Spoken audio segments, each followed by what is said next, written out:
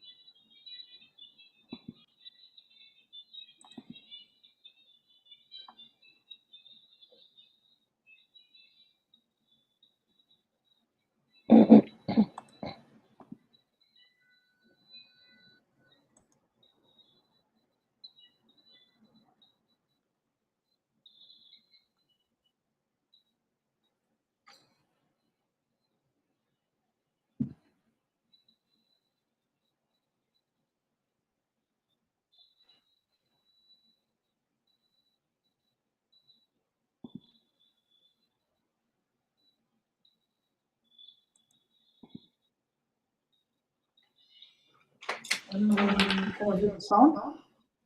You see the screen though? Yes. Can I see the screen?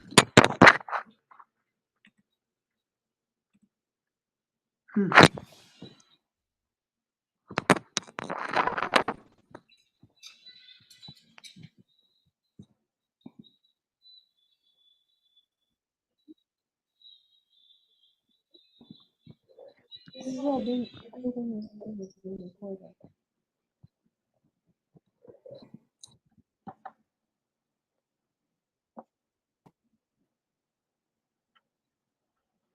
Can you your microphone? Yeah. What did you say? I said everything you're saying is being recorded. Good.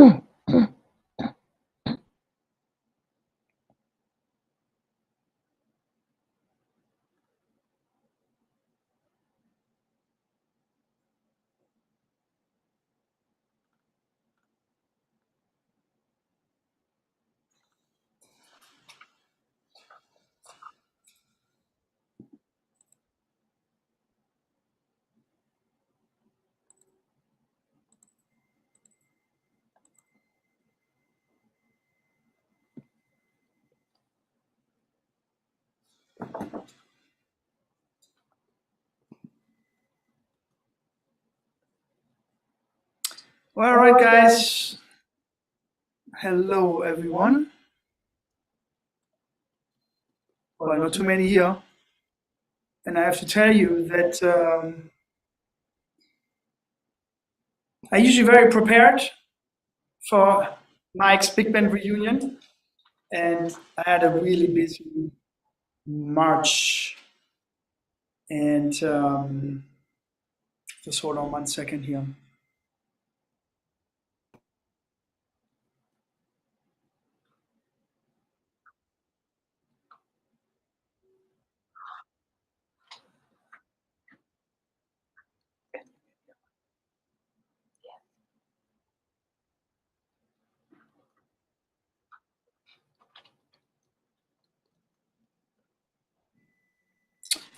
Anyway, I had a really busy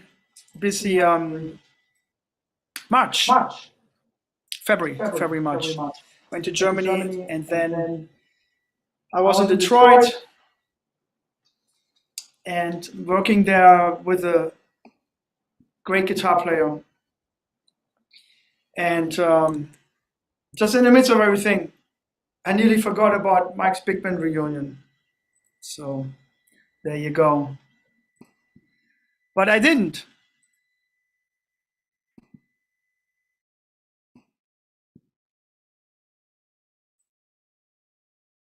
Let's see what happens here. Oh, anyway.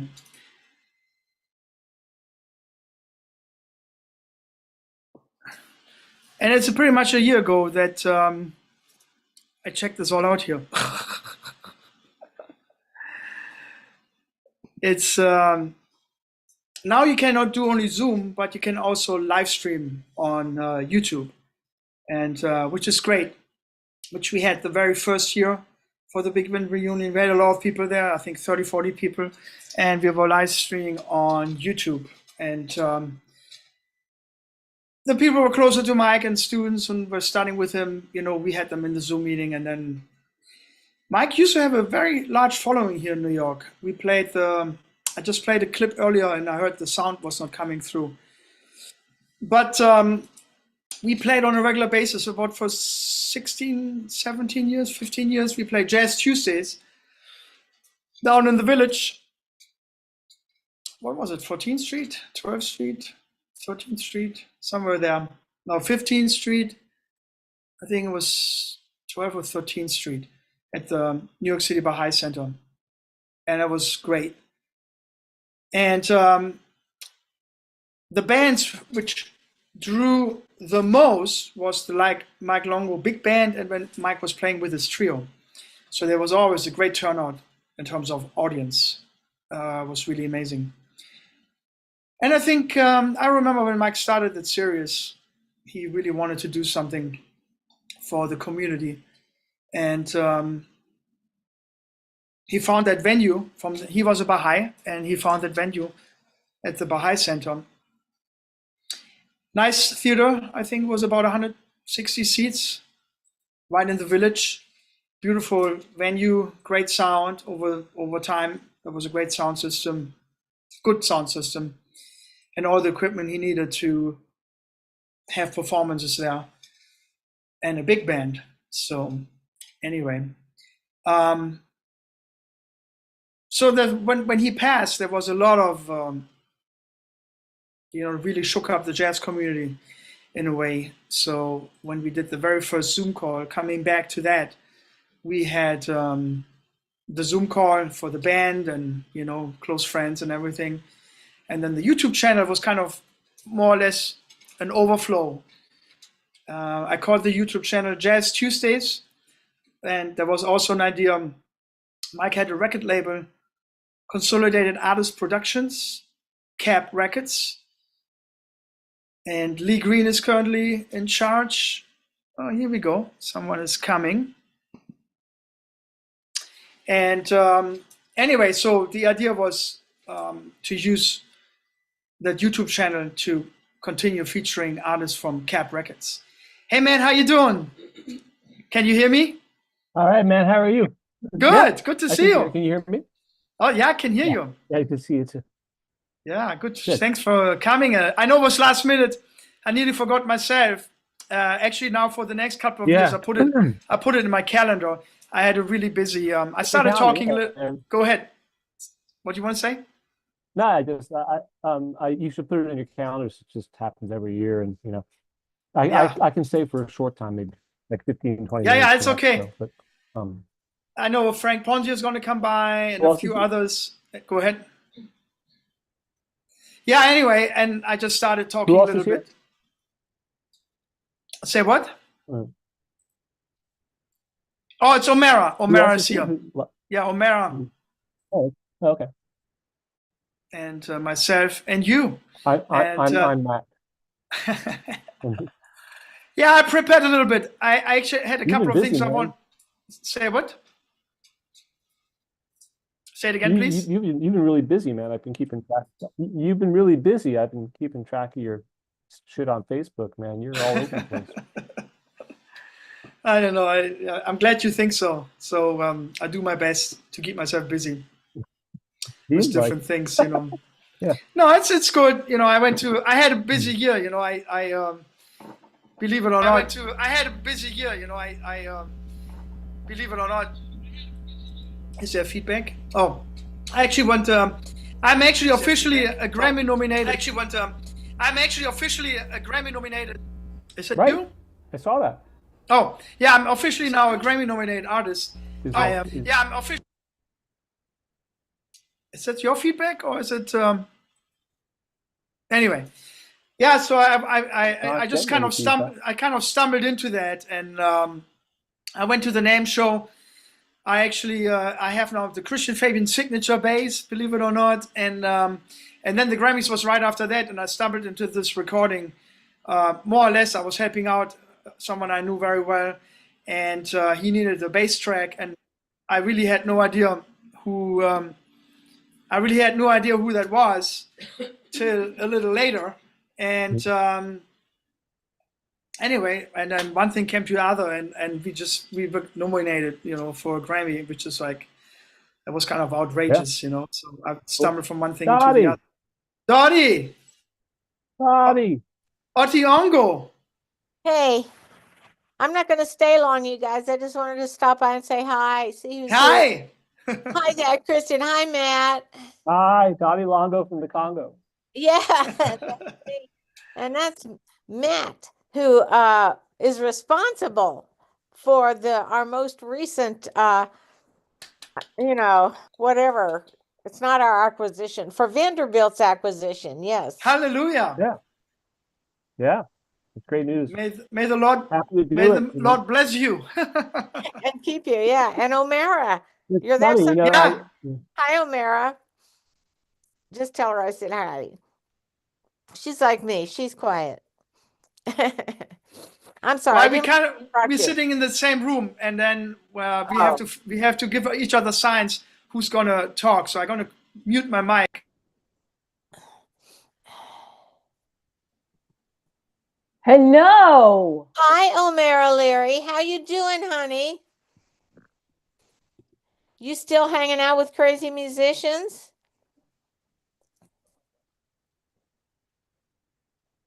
Is it something I said? Do you hear her? No. That's okay. Tell her I said, is she still hanging out with crazy musicians? Okay, I turn my mic on again. Here we go. Hi, O'Mara. Can you hear me? O'Mara? Hello. Hi. Can you hear me? I can hear you. Good. I wanted to know if you're still hanging out with crazy musicians. Yeah. Yeah. Yeah. Well, it didn't do me any harm. It didn't do me any harm, so I think it'll be okay. No, it's the thing. Yeah, it's absolutely. It's the thing. So I'm not going to stay long. I'm okay. I'm just exhausted. But for good reason, all for very good reason. But I just wanted to stop by and say hi and see who was here. Are you like exhausted, like Blazing Saddles, Madeline Kahn exhausted? You know, like, I'm telling you, I'm exhausted. Exactly. Yes. What is it? GD, God damn it, I'm tired. But not for the same reason. Sorry, you guys. That's the way. That's too bad, because you could, earn a little scratch that way. Yeah, exactly. We won't go there. We're not going to go there. We're going to behave ourselves.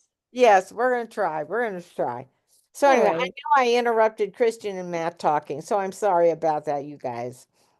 Nice to see you. It's good to see you too. Well, I don't see you, but it's good to know you're alive and well and still kicking. And yeah. And I'm kicking a lot of people too, which is good because somebody has to keep them in line, right? That's exactly right. And that's our job. So I'm going to retire now, O'Mara. Good. Yeah. Good. I think I've done all that I can do. Although one Good. never knows. I mean, I know Mike has been pushing. He pushed me when when he was alive, and now he's been pushing me from the next world. From the So, great. Ooh, yeah. ooh, ooh. So anyway, I've been done pushed, and so I think I've come. But if there's anything else he wants me to do, I'm sure he'll let me know. You did a rest. You did a lot recently for him. I know, but I wanted to do. I'm so grateful, seriously, Matt. This gift from Vanderbilt was just a gift. I mean, It's so funny because this happens over and over, at least in my life. What I find, not all the time, but often, is that the things that mean so much that you do for somebody else that means so much to them is often like nothing for you to do. It's like the yeah, easiest thing in the world to do this yeah, stuff. And the other yeah, person like appreciates it so much. And it doesn't always happen like that, but when it does, it yeah. sort of feels even better that, it is Yeah, almost Because no of skin off you, my nose to do that. because of you, this just fell in my lap. Yeah. And Christian, you and Omera were the ones who brought all of that stuff up We into the did, huh? storage area and put those bookcases in and everything. And so so when we moved it out, I have friends here who are not musicians. Lawrence and Zena Arturo are two of my best friends up here, and their son Ian, they're like in their 60s, and their son Young Ian, people. they're children, and their son Ian is in his 30s. So the three of them moved me out.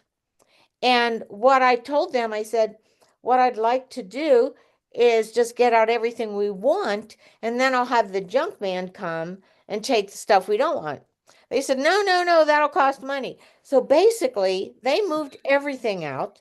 They disposed of what I didn't want, and they brought one of the bookcases over here, and they found homes for the other three bookcases. So I've Wow. been really blessed with marvelous friends. And the three of you here are, oh, here's Landon Blackburn. Hi, Landon. Anyway, the three of you guys, just what you've done for Mike and me, I don't know how, it cannot be overstated. I'm just so grateful. Well, thank you. Thank you. So I mean, welcome. yeah. And I want to congratulate you on your Grammy nomination. Oh, thank you. Yeah. Yes, You're also, exactly. Yeah, I you're also, was telling Matt the story. I kind of stumbled into that. I was, spent my summer in Alaska, and I got this phone call. Oh, there's Frank Porowski. Here we go. Got this Oh, phone call and really stumbled into it. Yeah. Yeah, Dottie, I can only see your eyes, so I don't know if you want to be. Here we go. There's the there we entire go. Dottie Longo.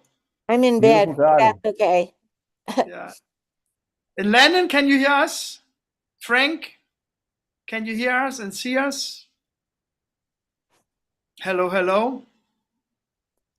I was telling, I'm usually fairly organized, Yeah, but I can hear everyone. okay, great. I can hear It's everyone. Landon. Okay, great.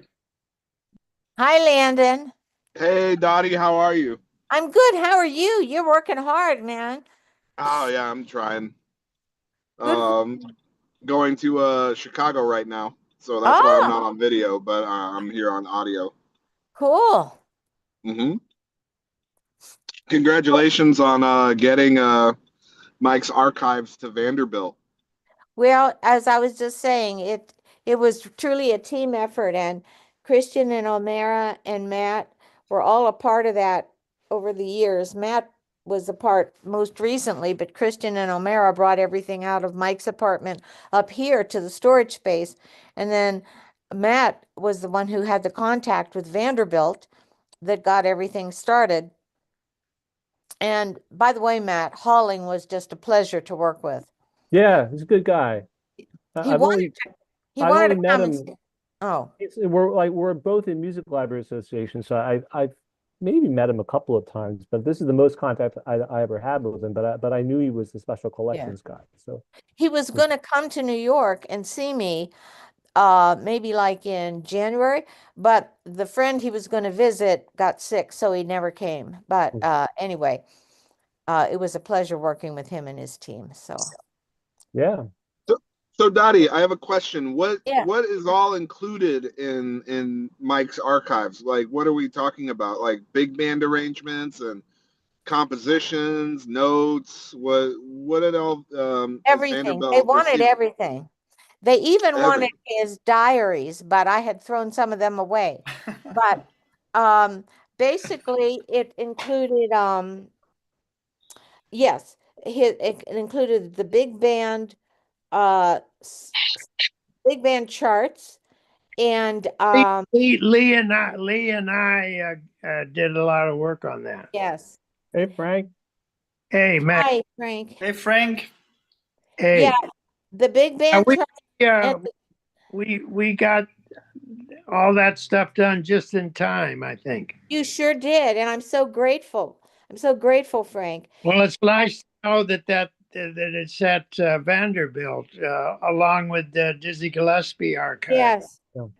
They have, and they also have Phil Schapp's archives, which is huge. And so anyway, Landon, to answer your question, and it has all of his charts, and it has it has like a whole box was just the symphony um, score and charts for A World of Gillespie, which Dizzy had commissioned him to do, and then all of his, and then we send them hard drives too. So they have, as you know, Frank, the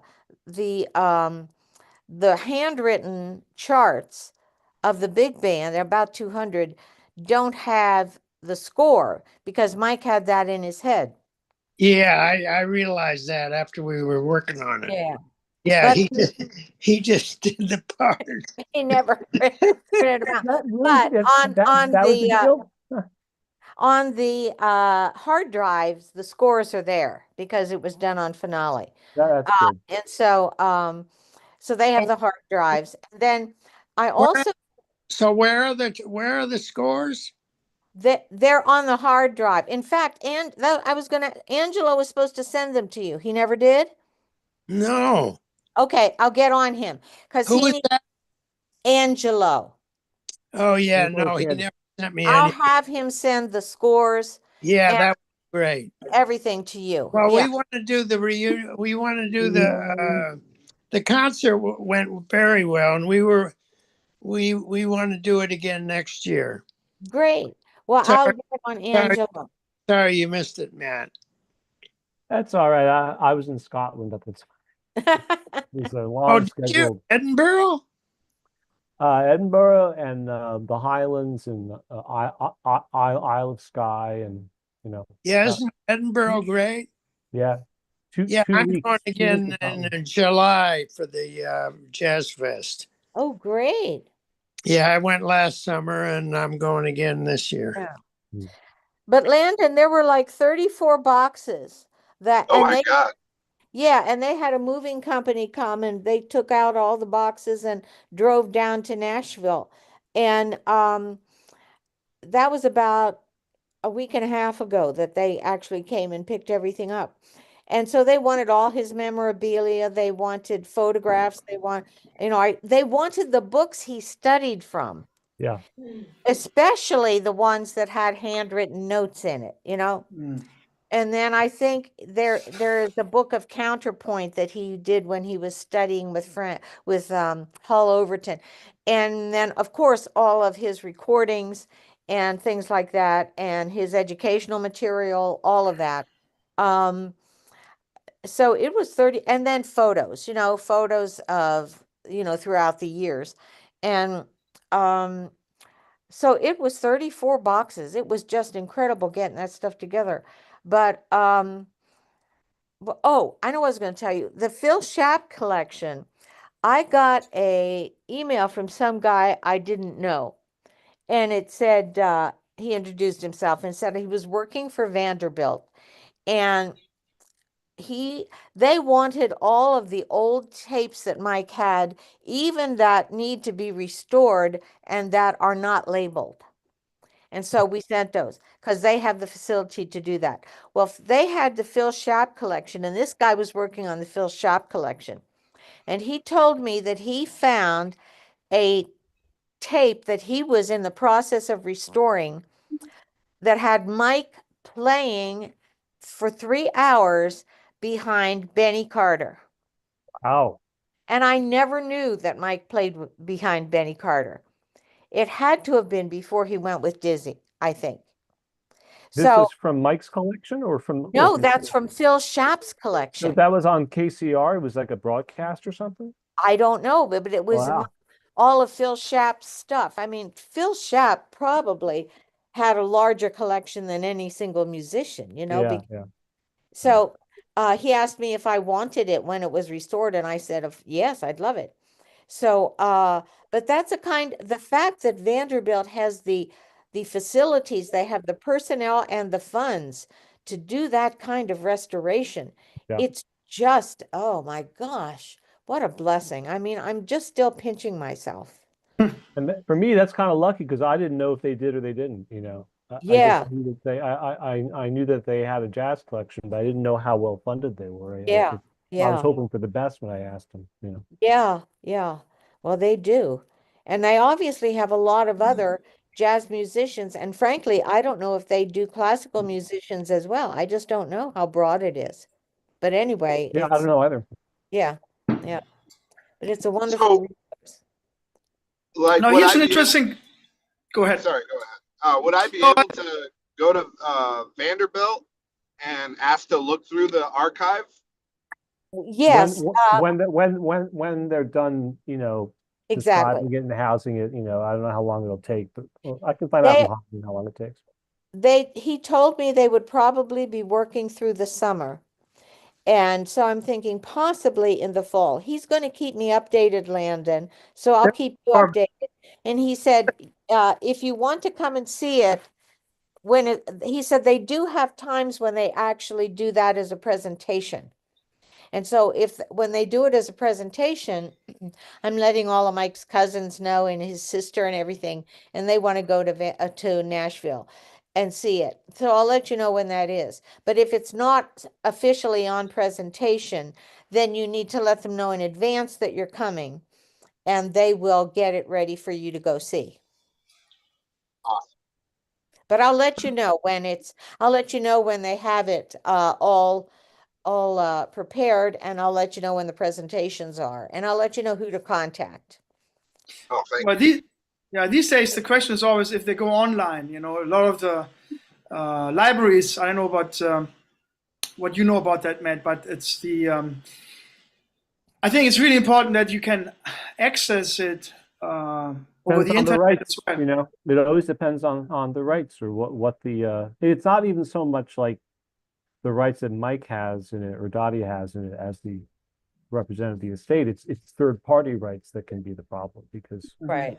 you have no idea how many other people you need the approval of to put something up. Yeah. And there are some libraries that are becoming more aggressive in putting stuff up and wait till somebody complains. Well, Yeah.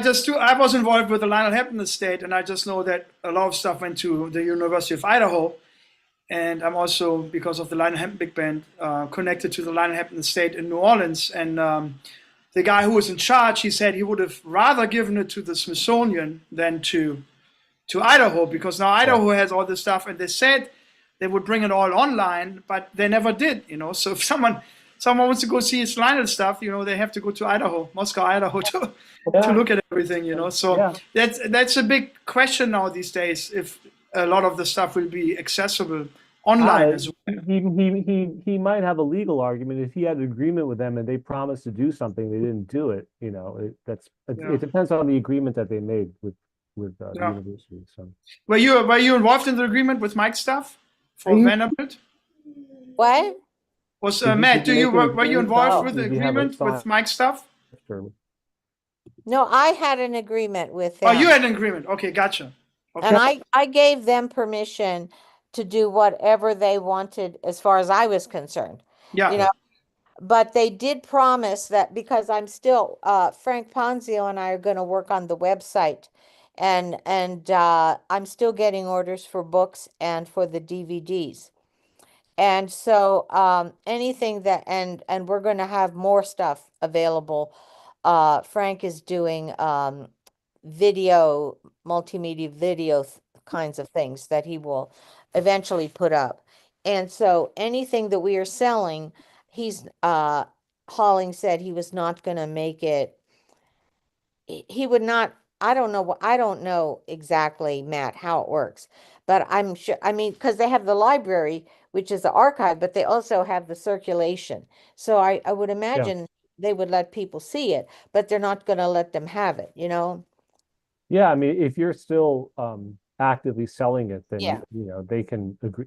They can agree that they won't do that. But you know, Yeah, and he you know, did, and yeah. they have access to the website, so they know what we have up there. Yeah.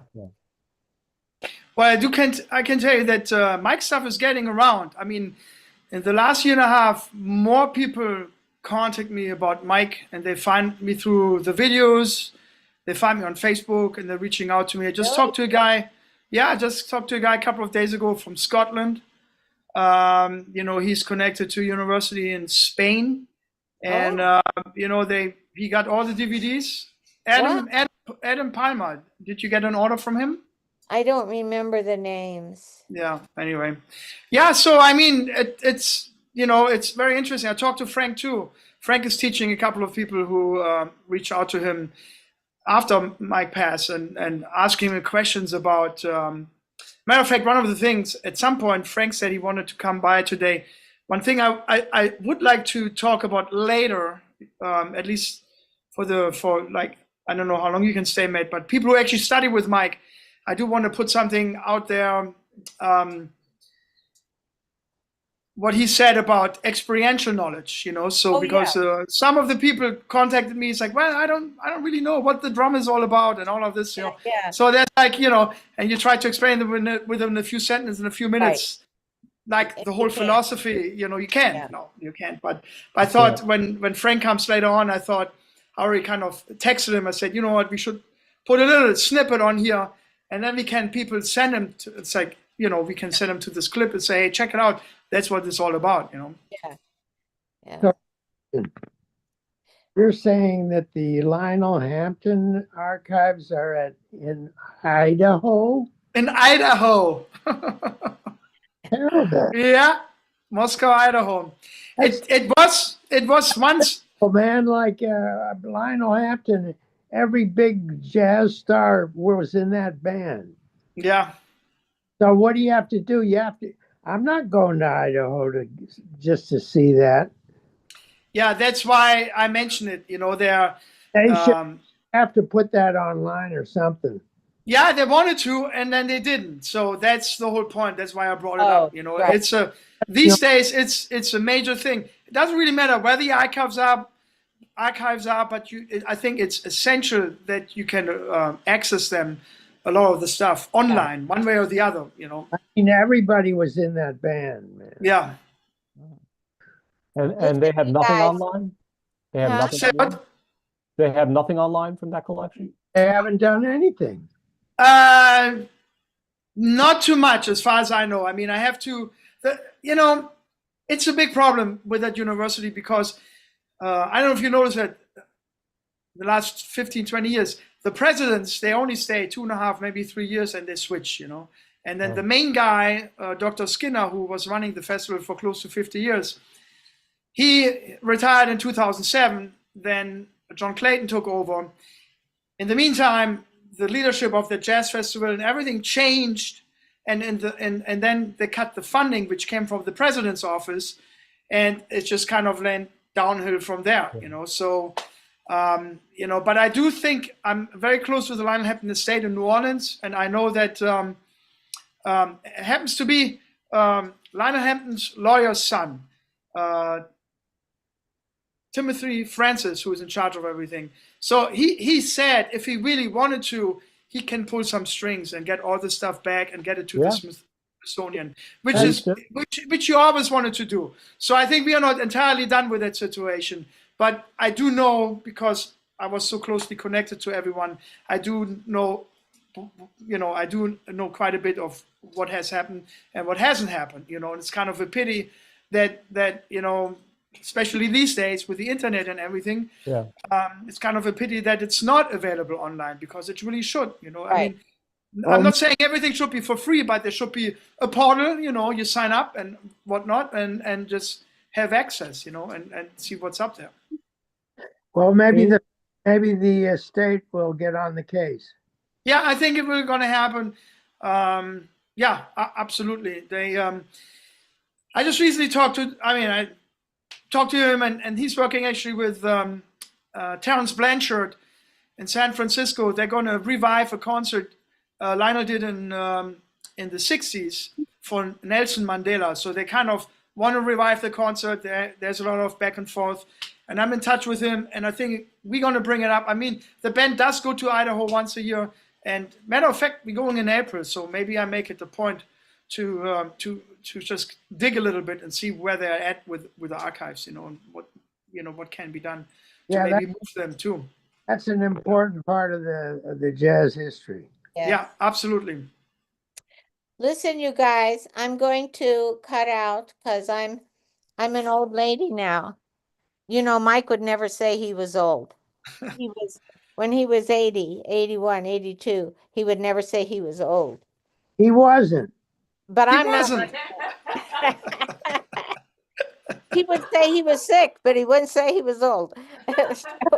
I'm not sick, but I am getting up there. So I'm going to see you. Great to see you. And yeah, great to see you, Dottie. Wonderful God to see you. Thank you all. Great to see you. Bye, Thanks Dottie. for checking in. Bye-bye. Bye, Dottie. How to leave. I don't know how to leave. You don't want to leave. You don't want to leave. So who all is here? Well, we have Christian, Matt, yes. And Mara, Landon Blackburn. Yeah, Landon Blackburn. Who are you? And could you tell me who you are? And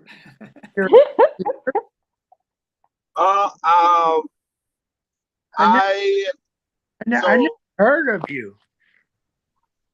Okay. Well, it's kind of a strange story. I got into learning about Mike and his education right to the year and the month that he passed away. Okay. So I never had the chance to work personally with Mike or even talk to him, which I'm very sad about. But I became a student of Frank's. I reached out to Christian about doing lessons and learning about this stuff, and he put me with Frank. And ever since then, I've been working with Frank, and is that Frank Ponzio? Yeah, Frank Ponzio. And ever since then, I've just studied the DVDs and studied the books, and tried to share. What do you play? I'm a drummer, but I also play piano. Like working with Frank, we've helped me develop my piano skills to the point where I'm starting to be able to play. But Mike, he just had. I never met the guy, but I can't tell you how much of a profound effect he had on me and his education and his DVDs. And profound effect on all of us that were in the band, that's for sure. And yeah. I feel lucky that Bob Magnuson got me into the band, and we had such a good time playing all together, all with the Christian and Matt and all of the trumpets and it was great playing Mike's arrangements, wasn't it? What do you think, you guys, huh? Yeah, I mean, I just went to I went to a couple of YouTube clips before the Zoom meeting, and I was listening to Ding-a-ling. I'm like, man, what a groove! I mean, everyone's playing great, So I really, I don't know about you guys, but I mean, it took me about 2 years to go back to my lesson with Mike. I mean, it was very emotional, but when I'm checking out the stuff now, it's like, wow, man, the band is on fire. What a groove, But it's amazing. Absolutely. I'm just sorry, mate. You want to say? Go ahead. No, I was just going to say Mike had was always very meticulous with the rhythm section. You know, he really, and he had a great drummer, Ray Marchica, and Ray could talk to this, but or speak to this. But Mike always, he always had to set the groove up very specifically with the bass player and the drummer in order to get the frame for the rest of the band set the right way. You know, you should land. You should really at some point talk to Ray Marchica about the drum thing. You know, because he was always there was always some new thing that Ray would always say that every new chart with Mike is like there's some new kind of rhythmic concept to tackle. You know. Well, I can tell you after the gig, I was the first one. Usually he would call me, letting me know if the rhythm section was happening on the gig or not. Yeah. Well, when I did that work on those charts where the parts were in terrible shape, I mean, I didn't even send all of the original parts to Nashville to the box for Nashville because they were in just terrible shape. But well, see, those parts you have could tell, a lot of written stuff that on them. You could tell that Mike wrote out the drum part very meticulously. Yeah. And the bass part. And the bass. Yeah. He wrote those two, the bass and the piano. I think he started right there, you know, and he wrote those parts out so completely. And then you could tell that he did that first, and then he did the horns, you know, after that. But it's nice to know that there are scores. I'm glad to hear that. I'd like to get them. You know, I hope Frank can send me some of those. Like that. But all those parts are important because the parts with the writing on them. All the changes Mike would make either because he made a mistake on finale or because we changed the road maps or we changed the harmony or whatever it was. The parts are really important to see too. You know. I can tell you, Frank, about the bass parts, and I'm not going to mention any names, but the bass parts are written out. I mean, Mike, he wanted that bass line he had on the page. And I know one of the previous bass players in the band, you know, a lot of times he would write the bass line, but not the changes. But there's certain bass parts. I don't know if you checked it out. Sometimes, and I didn't do it, but the changes are written over the bass line because, you know, whoever that guy was, he rather played the chord changes his way than the bass line, which was written out. Either, you know, he wanted to have the freedom or he couldn't read. Some of the lines were hard to read too. I mean, you know, but I knew, since I was studying with Mike, I knew that he wanted that specific bass line was always going together with either the saxophone section, the melody, or he had a certain idea about the voicings in the piano. And you know, there were certain songs. I always took the set list home, before the gig, and I had to go through all the songs and I always practice. I never, maybe we used to have 2 rehearsals. Remember, we had a rehearsal, another rehearsal, and then the gig. And the last couple of years we changed it. How did we do it? We did the Tuesday and then the Monday rehearsal and then Tuesday the gig. So we comprised it.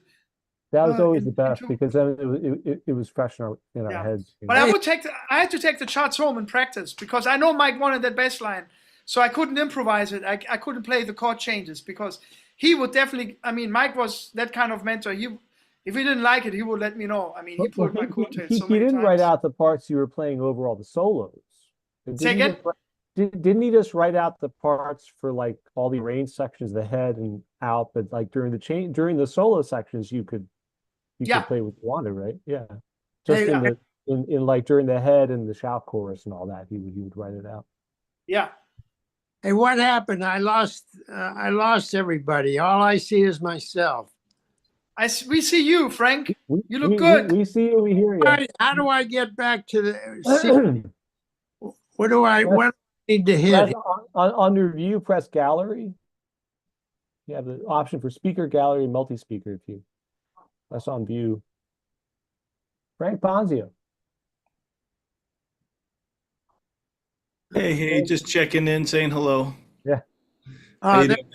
got it. All right. Hey, Frank. Hey, buddy. Good to Hey, see you. Frank. Hey, Hayes. Oh, Landon, I don't see you, but I see your names out there. Frank Ponzio, can you, we were just talking about do you have the scores of Mike's arrangements? No, they're down Oh, at who has them? the library that is going to put all that stuff together. They have it all Ang- there. but Angelo should have the scores. Did Angelo put it all on the hard drive? Well, scores? the scores in finale form exist. The scores in terms of the written charts with maybe some of the markings are the ones that went down to both went down to the library, but clearly the computer charts are floating around in a lot of different places. Angelo certainly has them. Does anybody have Angelo's number? Yeah, Frank, I texted to you. I got it. If Oh, it's still the thank- same one. I Try haven't to talked track- to him in a few years, but I sent it to you. try to track those scores down because I copied. Do you remember that great arrangement on Joe Beam? Dee da No da. more blues. Shake a de saudade. Yeah. What is that? No more blues. Saudade, No yeah. more blues. No more Yeah. blues. Great Shake a de saudade. arrangement. I'd like Yeah. to see the score of that. Yeah, they had that. They got that way back from the Dizzy Moody days. Yeah. Yeah, those guys played that in unison with that hip rhythm. Yeah. Yeah, supposedly he said Dizzy basically played it his way, and Moody could just stand next to him and kind of feel where the phrasing was in the early days. It wasn't a written thing. Wow. Kind of a freak. Yeah. I think I have that record. Yeah, it's great. There's some great live versions on YouTube of that Did Mike have with Kenny scores? Barron playing. Oh, nice. Really young Kenny Barron. Yeah. Yeah. Did Mike have scores of the stuff, like small group stuff that he wrote for Disney back from the 60s and stuff? Did he have like written out things for that? I never saw. I don't. Christian would know better than I do. I don't remember But- seeing. Go ahead, Christian. Yeah, no, there was small band stuff. I mean, handwritten. I mean, we had there was the symphonic stuff Dolly talked about. Only one or two or three big symphonic pieces, and then there was small group stuff for sure. Handwritten His funk charts. band. Yeah, his funk And then the band. funk band, of course, but you Yeah. know that was different. But there were some older charts written for the. You know, I did talk to Mike in the lesson about when we painted the apartment, we reorganized everything, and I'm like, I went through the stuff, and like, wow, and then I mean, to tell you the truth, Mike was like, well, it's old stuff. He was always moving forward. Sometimes, I mean, Yeah. as much as he kept it, he wouldn't throw it out. But in terms musically speaking, he was always what you said, Matt. He was always working on what you sort of said about Ray, and he was always thinking about the next thing. It's like because Frank Well, and that's his Matt. job. I know how many That was times his did job we? as a musician, you know. How many times did we come to the lesson and Mike said, "Man, I found some new shit," right, Frank? Sure. You do that from the hospital. Well, so he was always, in terms of the charts and the music, he was progressing, and I don't know, a couple of times like, nah, that's old. I want to, so he moved forward, But I mean, when you listen to it, it still was great music, But he moved on, musically speaking. He wasn't much with the charts though, right? Because he did all the parts for a lot of these things, but he very rarely made actual scores. Like he would always have just the parts. A lot of the big band stuff was like that, right? He barely worked from an actual score most of the time. I don't know. It's funny. Even though we all wish he would bring one to the rehearsals. 'Cause I'm sure. He made mistakes, or he wouldn't Yes. be able to answer questions about how Of course, yeah. are we voicing this correctly? I can't remember. I don't have the score here. Yeah, he said, annoying. he's like, how did the song go again? I'm like, man, you wrote it. Wrote the damn Yeah. thing. He used to hear it on the finale thing, and I guess he figured, well, if that could do it, certainly the band could do it. Yeah, that's not always the case. No, it's yeah. Well, he did know. I think sometimes he would just be startled because his mind was musically in a different place, But I mean, I don't know about you, Matt, but I mean, I don't know. I do, I was in the big band and I still studied with him, and I know I would hear everything after the rehearsal and after the gig, and it's like, and then he would listen back, right? He always recorded, and Yeah. then he would like, oh, I didn't do this right, I didn't do that right, or whatever, It's like, man, this shout section is smoking, or I mean, he would actually analyze the concert and analyze the rehearsal, and you know, and Would he change the chart afterward? I don't recall him doing that very much. I don't no. recall him like making changes, any huge changes anyway to anything that he had, even if Well, he, the most thing is, I remember coming to the lesson, and sometimes I would come by on the weekend, and he would. Sometimes I would come to the lesson, and he had like, he would do the chart, and then he would tape it, and he had 3 stacks, and like, man, I did it last weekend. He did like 3 charts in a week or something, but he's like, oh man, you got to check this out. And he would play the computer, and it was always important to him that the computer, that the finale thing would groove. He's like always patting his foot. You hear that? You hear that? This is the groove. And then he would play it back from the computer. And when the chart was that strong, he would. I never seen him rewrite anything. I think maybe one time I remember a shout section or something, because I was also the librarian, and all the years I was with him, maybe twice we had to exchange an entire chart. There was some things like, no, let's do this one. But that you can count on one hand. But usually you're right. He wouldn't rewrite anything. every now and then he would hand out new parts from maybe one section, like new sax parts. He changed All little right. things, but nothing like, he didn't do a wholesale change on anything. Yeah. Hey guys, nice to see everybody. Hey Frank, good to see you. I'm gonna have to check I also out, need but to go. could you send me Angelo's number? I just did, Frank. Let me know Okay. if you got it. Text me back. Yeah, there's Okay, a thanks a lot. Dropbox somewhere with all those charts, the finale chart. So he could get that to you pretty easy. I might have it myself. I'll look after we're done with this, but I know Angelo has it. Okay, well, thanks a lot. Good to Hey, see you. Lisa. Bye, Frank. Okay, bye. I also got a bail. Sorry, guys. It's good to That's see all you, right. Matt. Yeah. Thanks for, man, Yeah. you did some amazing coordination to hook up all that Yeah, stuff. I'm so glad it worked out, man. Thank you for all your hard work, you guys, Oh, in please. helping Dottie out with the move and everything. That was really important. Well, everybody here has done a bunch. Christian did a crap load to get all that stuff, Always important even to- have a chance for it to be ready, and then Yeah, all I, it's you very know. important to prepare collections to be moved, and if you don't do it right, it can be bad news. So I'm really glad. Yeah. Oh, they were just so happy with getting it and so thrilled. And I'm sure Mike would be absolutely thrilled with where all this material went. It couldn't have been a better place. I mean, really bizarre. Yeah, I sort of wasn't sure before I talked to Holling. And I also feel really good because Mike said to me years ago when I was studying, maybe 15 years ago, he said, oh, maybe you should help out, because you're a library archivist guy. You should help out with that after I'm gone. You can figure it out. So I'm like, I'm glad I could fulfill. You fulfilled the wish. I mean, the fact that BG Adair has material there, and there's Dizzy material, and that he had been there. I mean, it's just kind of a bizarre. Yeah, I didn't know about the BG Adair thing. I knew they had some Dizzy thing, but I wasn't totally clear on what it was. But I'm glad that it turned out to be the exact right place. So I feel No, it's the absolute exact right place. And I've talked to Dottie, and I know she was here, but I know she's just literally starting to breathe in a way that she hasn't breathed since Mike's passing. She took care of him.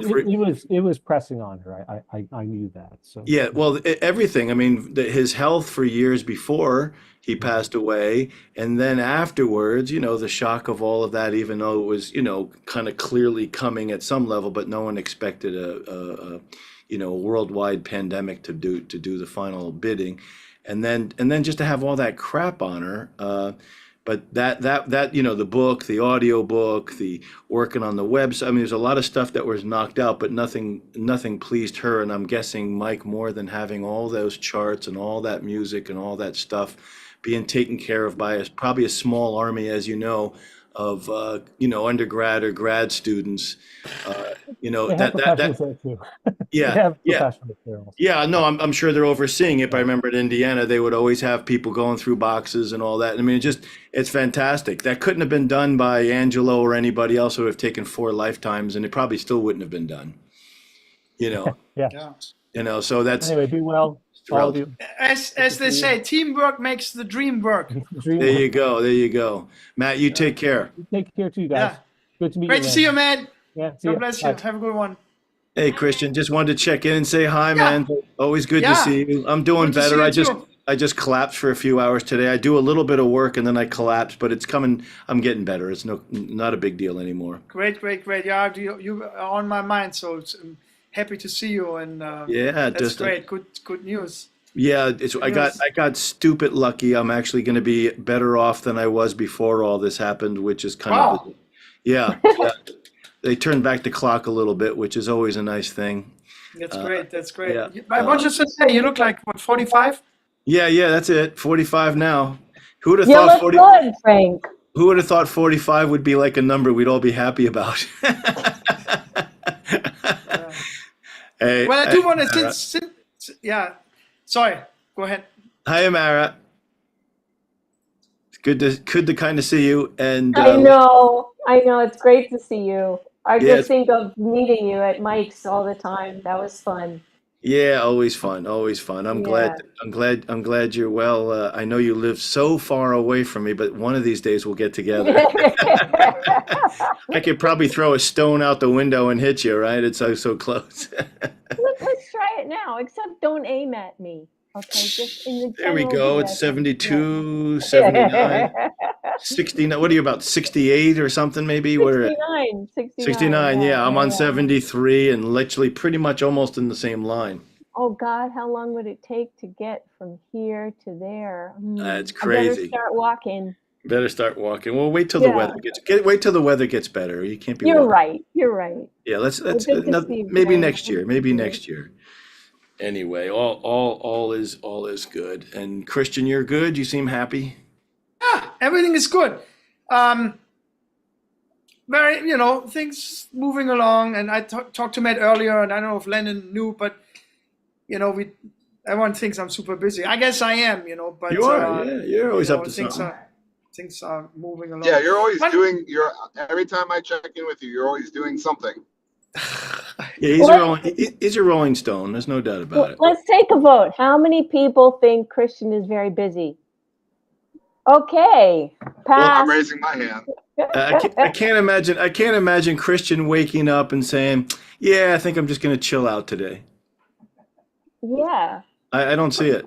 yeah, I no. don't see it. I don't see Yeah, it. I think I'm with you. I'm with you there, Frank. He makes things happen.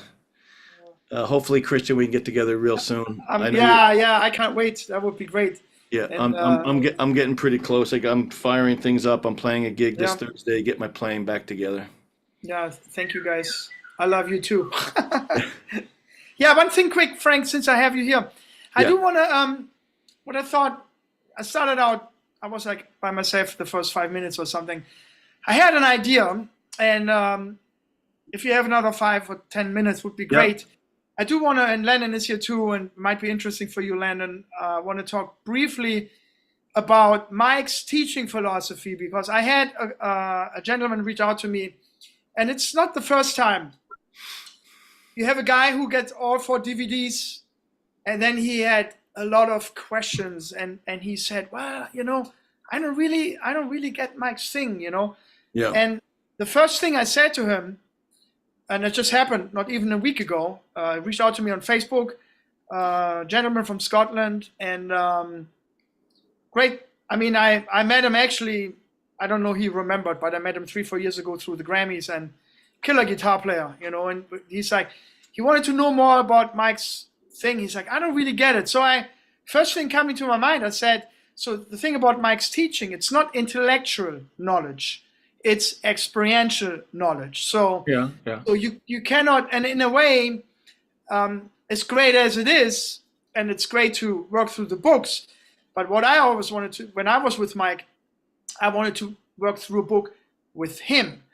And, and he always, with the Makes a whole drumming difference. thing and everything, he always said, you have to, and on the first DVD and the trailer, he always talked about there's something happening when you play the drums in your fingertips. It's about the touch, So within a few minutes, I just said, it's, you will understand what he's talking about the DVD when you start playing the hand drum. So you really, and he always mentioned it to me, you cannot skip anything. You got to go DVD number 1, you got to do the drum warm-ups, DVD number 2, DVD number 3, DVD number 4 to the advanced stuff. You cannot jump to the advanced stuff. It's not going to work. So I don't know, maybe say a little bit. Go ahead. Yeah, sorry. And what was the question?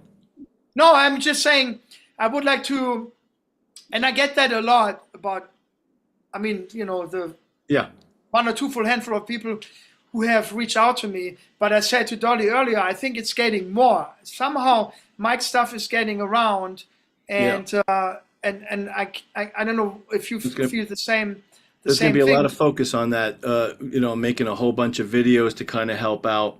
But yeah, and then something. And Dolly, Dolly said you were working on some video stuff to put up on the website. I was doing that very intensely before all this crap went down, and it's going to start back up next week. And I'd love for you to be more involved in that. I tried getting, as you remember, we all tried to kind of get something together right after Mike's passing, but it was trying to like herd cats. It's kind of impossible. But that's when I said, screw it. I'm just going to start doing this myself, and then hopefully attract people that would be like, oh, okay, you got something going on here. You have a concept you're working with. We can make this happen. So I've been doing that very intensely.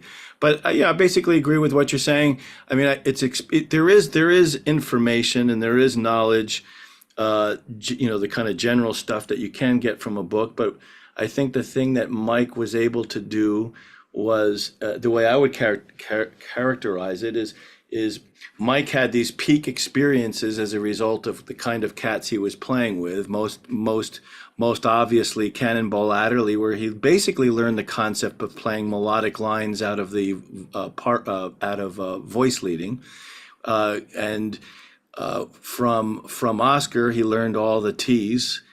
Basically the touch, time, tone, taste, technique business and all the how to play stuff. He really got the whole foundation from that. And then of course with Dizzy, he ended up really in the end, he learned the beginning, which is where Dizzy told him the way he thinks is he melodicizes rhythm.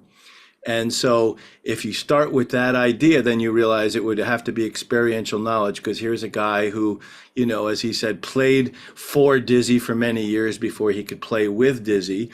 And every inch of the way, mostly on the bandstand. And then after a while, when he started asking questions, Dizzy would drop some knowledge on him one way or another, like people used to do, not the way people do it now as much. And what I think what Mike really offered was this idea that you could kind of receive that kind of experience on the bandstand with Dizzy Gillespie, and all the rest of us who are not going to play with Dizzy Gillespie or anybody of that, the one freak or two every generation. And I would put, Bird and Diz and then Coltrane and Miles. I mean, these are people that are just kind of a whole nother level. So what kind of person was Mike? He was one of the very few people, maybe the only one of the Dizzy crowd, who is able to say, oh, he actually analyzed it and figure out what not only could he experience the message he got from Dizzy, but he could reinterpret it and write it down and pass it along to people like us. And I think that was Mike's greatest gift, although he had kind of an embarrassment of riches in terms of gifts. But one of them was that he could actually have that experience in Tokyo, where he learned how to play blah, blah, blah out of nowhere. But he was able, when he came back home, to be able to find a warm-up exercise that basically passed that information along as if you were on that bandstand. And so to be able to do that, is quite a gift. Otherwise, all that knowledge would really be gone. Even though we have all these recordings, most people can't Mm, seem to absorb the recordings from the mm, recordings themselves. They're almost impenetrable, these recordings. mm, You listen for musicians only, and as Mike would like to say, there's no one playing at that level right now, mm, right? And Yes. Yeah. so clearly you can't just listen to the album and transcribe everything and actually know what the hell was going on, because mm, that ain't how you got there, and that's certainly not how the rest of us can get there. mm, Dizzy didn't transcribe for musicians only, so clearly that's not the way you do it. So Mike just flipped the whole thing around like that. And then the beauty of Mike was he also had such an incredible musical background that, that stuff only works, that experiential knowledge only works in the environment of a person who actually has all that other knowledge: rhythm, melody, harmony, form, counterpoint, mm, touch, time, tone, taste, technique. Without all that stuff, there's nothing, even you don't even get on the bandstand with Dizzy, and you certainly don't understand what those warm-ups really mean to you. mm, So I mean, that was his great. He got us as close to being on that bandstand as you could possibly be. And mm. I remember when he passed away thinking, shit, I only had 32 years with him. I need at least 30. I need at least 30 more. Now, some of that's because I happen to be a little slow, but it's true. It would have never kind of been exhausted. It was an inexhaustible, Mm, resource. But in retrospect, I realized, you know what? He kind of gave us everything. And at mm, some point, we have to just kind of, quote, man up and make that a reality in our own hands.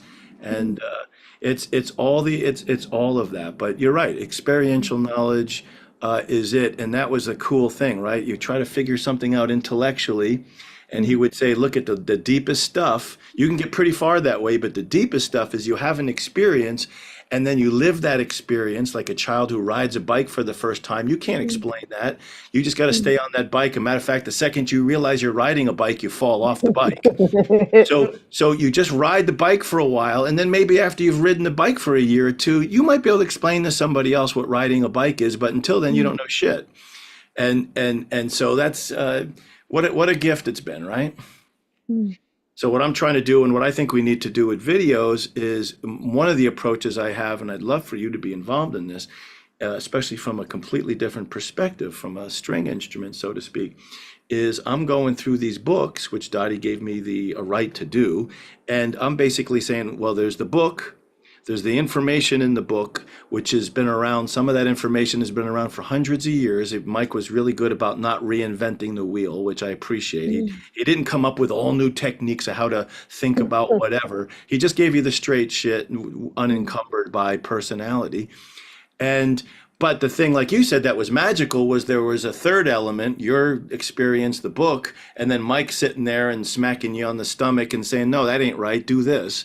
And mm, that's the part that could be easily missed, because for every page there's 6 months worth of lessons that you could probably mm, teach. And so I'm trying to find ways through video to give people some of that experience.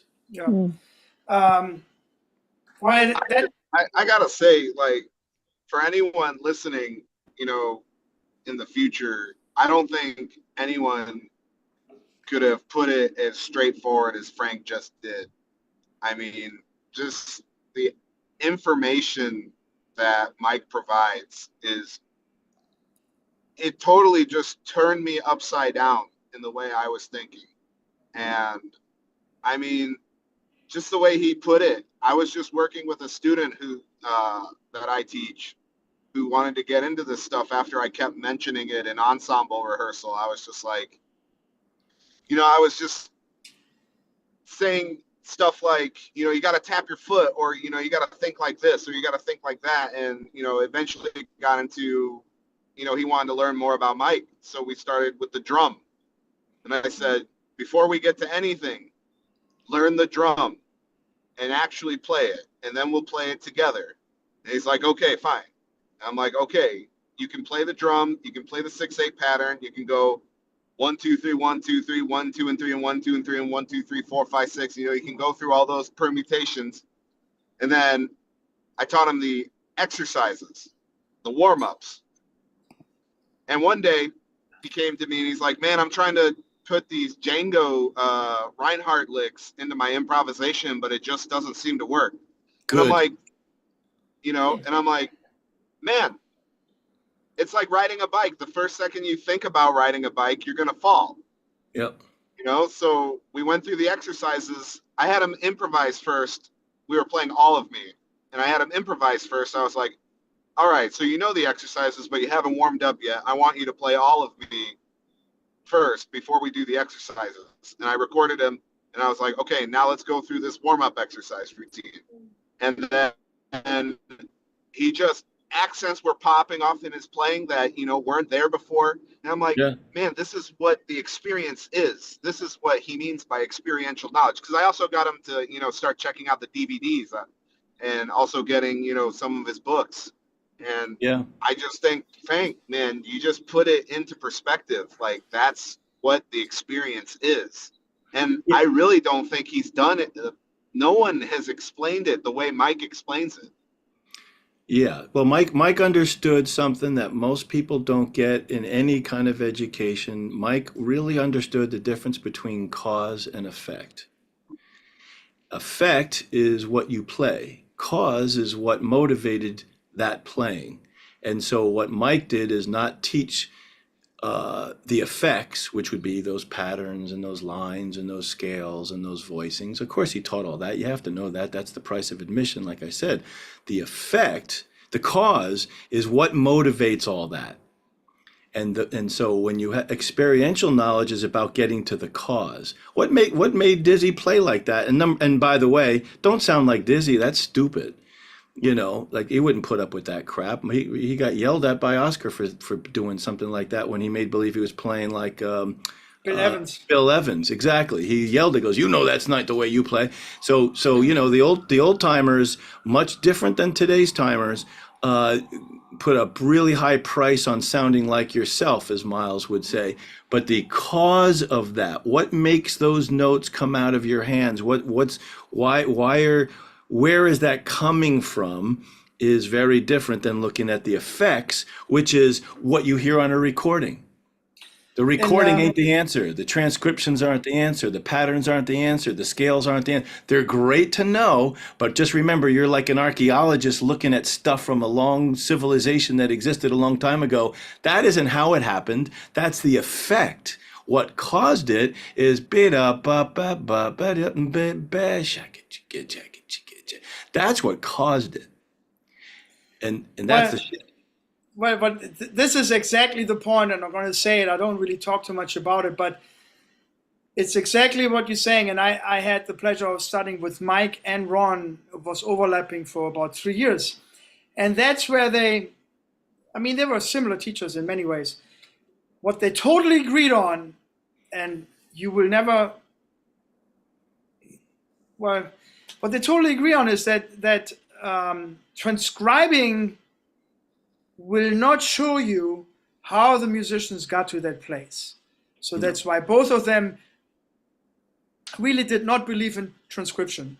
And today, these days, you cannot really say that out loud, or on a bigger platform, you get like attacked from all sides. He's like, no. I say it proud with my chest. I tell people all the time, like, use transcription for ear training and working out how to move around your instrument. That's fair. That's fair. I tell people all the time, when I'm playing with, my colleagues, I'm like, man, like, you keep playing this phrase over this chord change all the time. Can you do something else?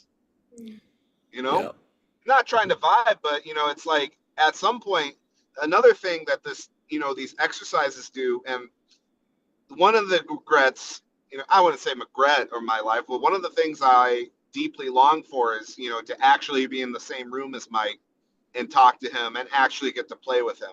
I long for that.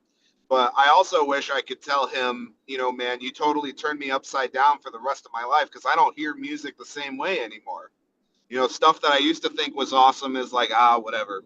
And, I'm listening to like musicians only. I'm just like, man, this is just the most beautiful music, or the Eternal Triangle. It totally changes the way you hear music. Yeah, absolutely. and sometimes that can be annoying because it's just like you want to be listening to what everyone else is listening to, and it's just like, No, what you are you gonna can. do? You just appreciate it at a different level. He liked different things. He was a fan of like Willie Nelson, and he was a fan of James Taylor, and he was a fan of a lot of stuff. And whatever you learn in this context just gives you a kind of a discerning taste. It turns out in all music, there's some really good, sincere stuff, and there's bullshit, and that exists in all in all things. But fair enough. As Christian got to play with Mike, obviously a hell of a lot more than I ever could because I played the piano. The way he would do it with us as pianists is he would play, and then he would move off the chair, and you would sit on the chair, and you better not lose a beat on that. And then you try to basically ride the car that he's been riding, and I've been driving a Toyota, and he's been riding a Maserati, and I got to then ride that car, and it feels a little different. And sometimes I would fall right back into some old patterns because that's what we humans do. And then he'd just say no, no, no, and keep going. And every once in a while you'd hear something that would take you to another level, and there's another case where you got the experience of playing with the master. In Christian's case, he actually played with the master very regularly, and there's nothing that's the definition of experiential knowledge.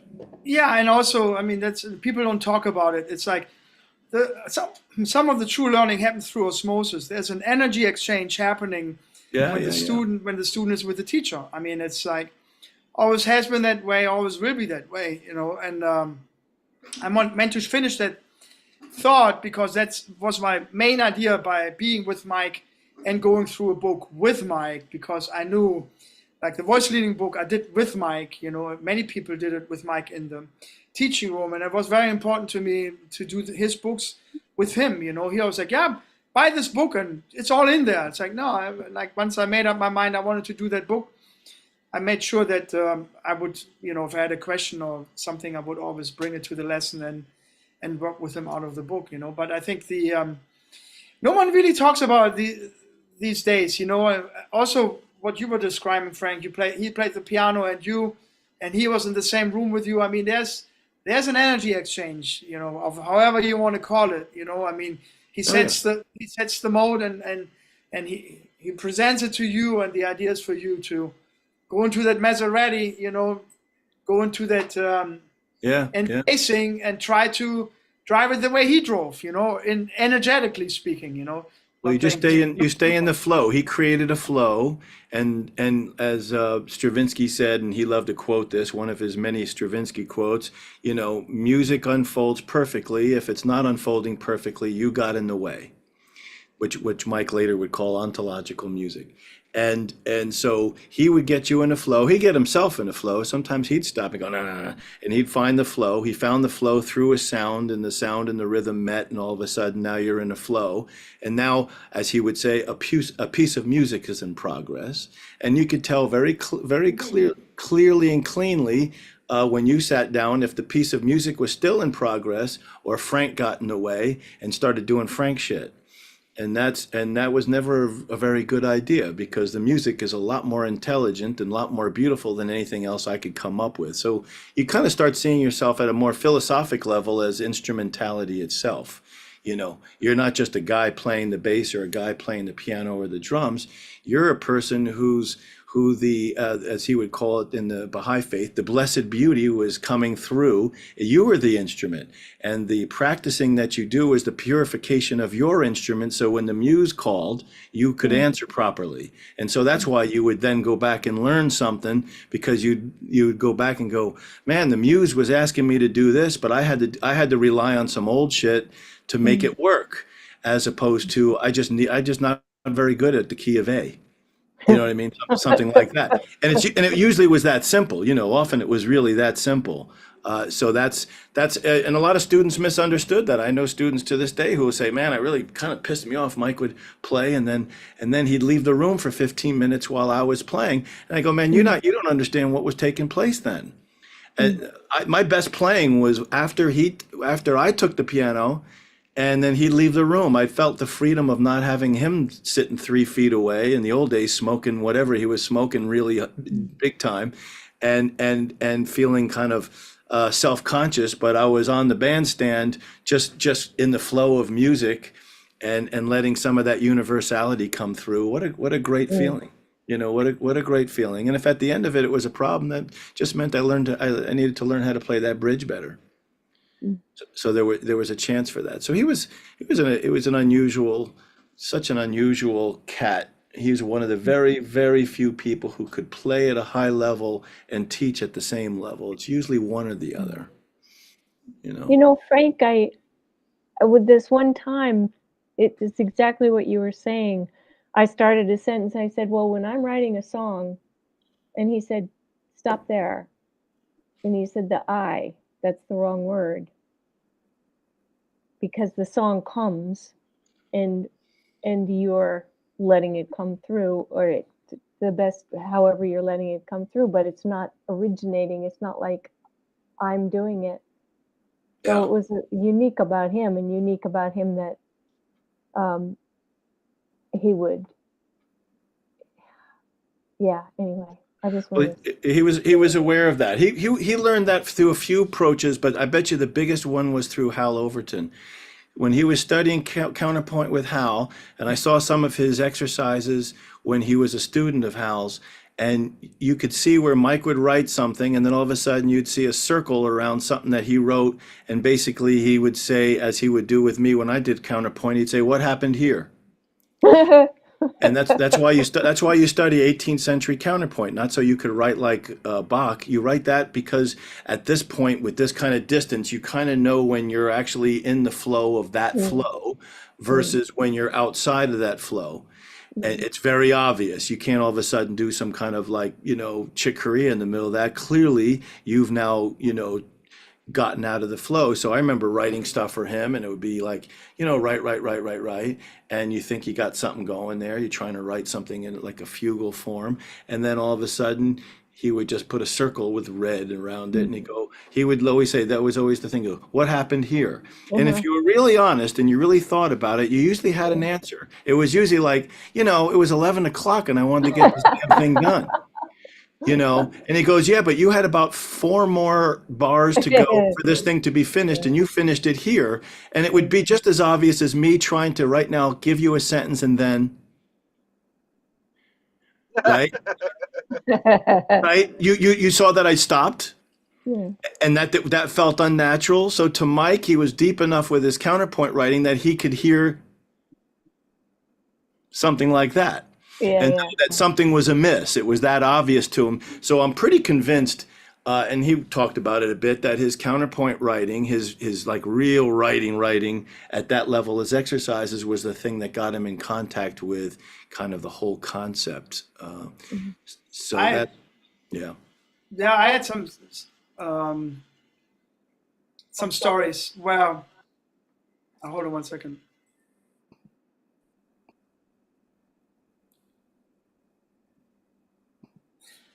I had, you know, in the lesson, I would play a certain bass line, and we would play a song, and sometimes I was really into it, and he would just stop. Matter of fact, that's how I came to study with Ron, because he would, you know, like with you, he would point with a finger on a page and say, "What happened there?" And I was like playing with him, and he stopped me, and he's like, "You just broke the flow of your bass line." I'm like, what the hell is he talking about? You know, I'm like, what? And, you know, and in the beginning I was like, well, you know, and then there were times where I thought was so sure of myself that it was really happening, and he just stopped, you know. And I remember on one of those lessons, you know, and I said, you know, maybe I should go and study with Ron, you know. And he said, well, I think that probably would be a good idea, you know. Can't hurt. It came to that point where, because as some of you know, Ron studied the voice leading book with Mike, and when he studied the voice leading book with Mike, it was sometimes in the 80s. That's when Ron started his nonette, where he wrote the top-down voicing for the 4 cellos. Yeah. And if you ever go and see Ron play here in Manhattan with a nonette with the 4 cellos, that's some of the most beautiful string writing you ever heard. Yeah, and it's all top-down stuff. Yeah. I mean, you can hear it in the music. It's great, you know. And so anyway, that's what happened on the lesson. And I'm like, well, that's how and then when I was with Ron, Mike was like, what did you do with Ron in your last lesson? What did you do with Ron in your last lesson? He always he was really curious what I did with Ron on the last lesson. He I can was like, hey, he was really, really trying to, and then one big thing, Frank, of course, was, Ron always had me practice certain stuff with the classical stuff with the metronome, and he said, why is he doing that? It's not supposed to do with the metronome, it's supposed to do it this way, but it was a big deal when the whole metronome thing came down, and so we talked about Bob Cranshaw, and Bob Cranshaw did the Broadway shows, and some of the Broadway shows he playing with click track. And I asked Mike, because Bob Cranshaw was also the bass player on his trio CDs. So I said, what about Bob? You ask him to play on the trio, but he's playing Broadway shows with the click track. It's like, well, I guess some people can do that. They can do both. They can do this. Very, very few. If you use it if you use it for what it is. Hey, Angelo. Hey, Angelo, how you doing? How you doing, buddy? Sorry, I just got done teaching and just got home. That's cool. You were just yapping. I actually have to leave myself soon, but I just just wanted to check in and share my little thoughts. Angela, how you doing? Good. Yeah, I just got home and I wanted to pop on. I didn't know, because I couldn't make it last year. I was like, oh man, I want to get home. Yeah. I see the book on the piano. That gives me a warm feeling. Oh yeah. Yep. I'd recognize that anywhere.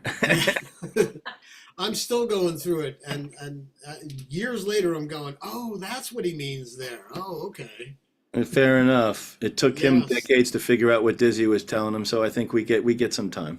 Oh, how many times he said that to me? Said, I'm going to show you something right now. So you're not going to get it for a year, but I'm going to show it to you. And sure enough, about a year later, I've been going, oh, that's what he meant. Yeah, I'm sure we'll get that the rest of our lives, but that's kind of cool. What the hell? Yeah. That's the Pablo Casals line that you always hear, the cellist, He's like 90 something. They say, why are you practicing? And he says, I think I'm starting to get it. Yeah. It's kind of like that.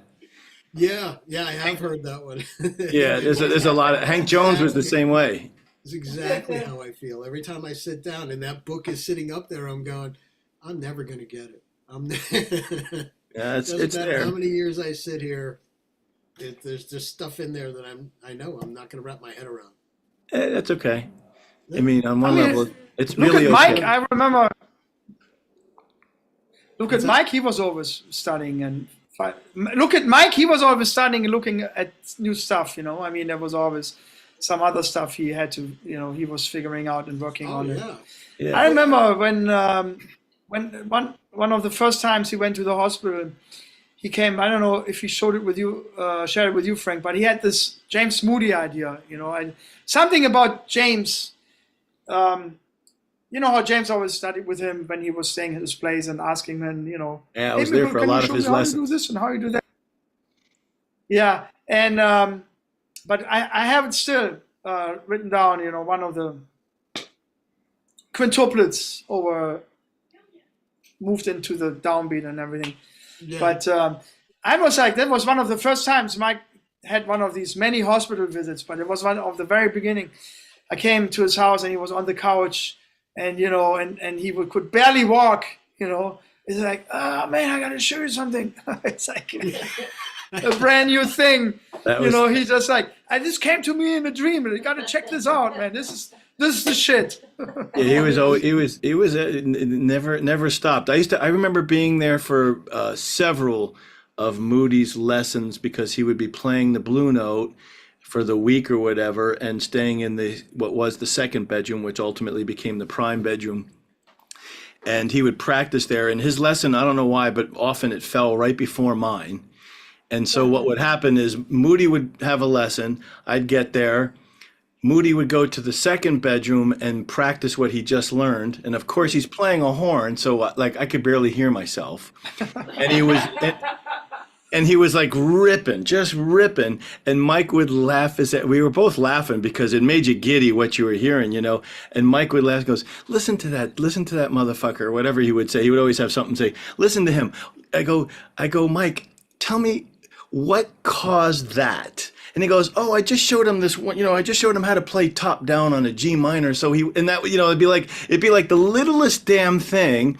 And then he said the genius of Moody is he would take the littlest thing you could hear in his playing, he would take it in, it would go through his system, which was like dripping with the blues. And all of a sudden he would kind of find it, you know, but he was really a great student in the sense that he found it on his own terms. And then he would just, you know, go off. Make it his own, yeah.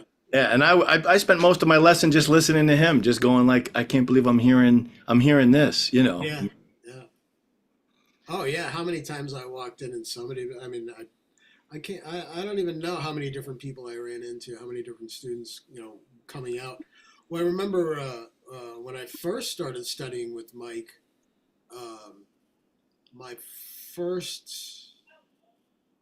the second lesson that I had with him. So the first one was kind of the introductory. So the first real lesson that I had with him, I walked in, and as I was walking in through the front door, there was this girl walking out. I was like, oh wow, she's kind of pretty. Walked in, took my lesson, came back. Next week, I'm walking in, same girl. Okay, it's kind of weird, same time. This happened for a couple of weeks. Turns out it was Hillary. She had her lesson right before me. There you go. And it wasn't until, oh man, I don't know, it was about a month and a half or 2 months took me to figure out that, oh, she's studying with Mike too. Like I got there early and saw her. Yeah, well, you saw her over at the Baha'i all the time, right? Yeah, well, that was, I started studying with Mike in 2002. So I think Hillary had just moved to the city prior. I don't know if she was singing with the big band yet. Probably. No, she wasn't. I remember when Hillary moved to, she had a big supporter, and he was on 15th Street. I forgot his name. He died way before COVID, but she came from Seattle, and someone recommended she came to New York, and then she had, what was his name? He was a musician too. Yeah. Anyway, no, she started with him, and then she started playing in the big band. So she had lessons, and then I remember when she started in the. Oh, what happened is so she took lessons with Mike, and then Mike would write charts for her. It's like, oh, you know, I have this singer, I'm finding the chart for her, and then he brought the chart in on the rehearsal, and then Hillary came out of the blue, and what was it? Was it Alfie? That was one of the first charts. Alfie was one of the early ones. Yeah, and then there was some other ones, but he was really inspired by Hillary and the sound, and Hillary really the voice and the rhythm and everything, and then he would just like bring in a chart, and then there was Hillary, and then suddenly we had a singer in the big band. But I remember first there was, then came, Ira and Lee Daniels, but Hillary was definitely, when I joined the band, she was on one of the first singers. Up to that point, the big band was mostly instrumental. Yeah, and that was and Antoinette Montag. Yeah, when I met Mike, Hillary was studying with him. I think she had just moved to the city about 6 months before.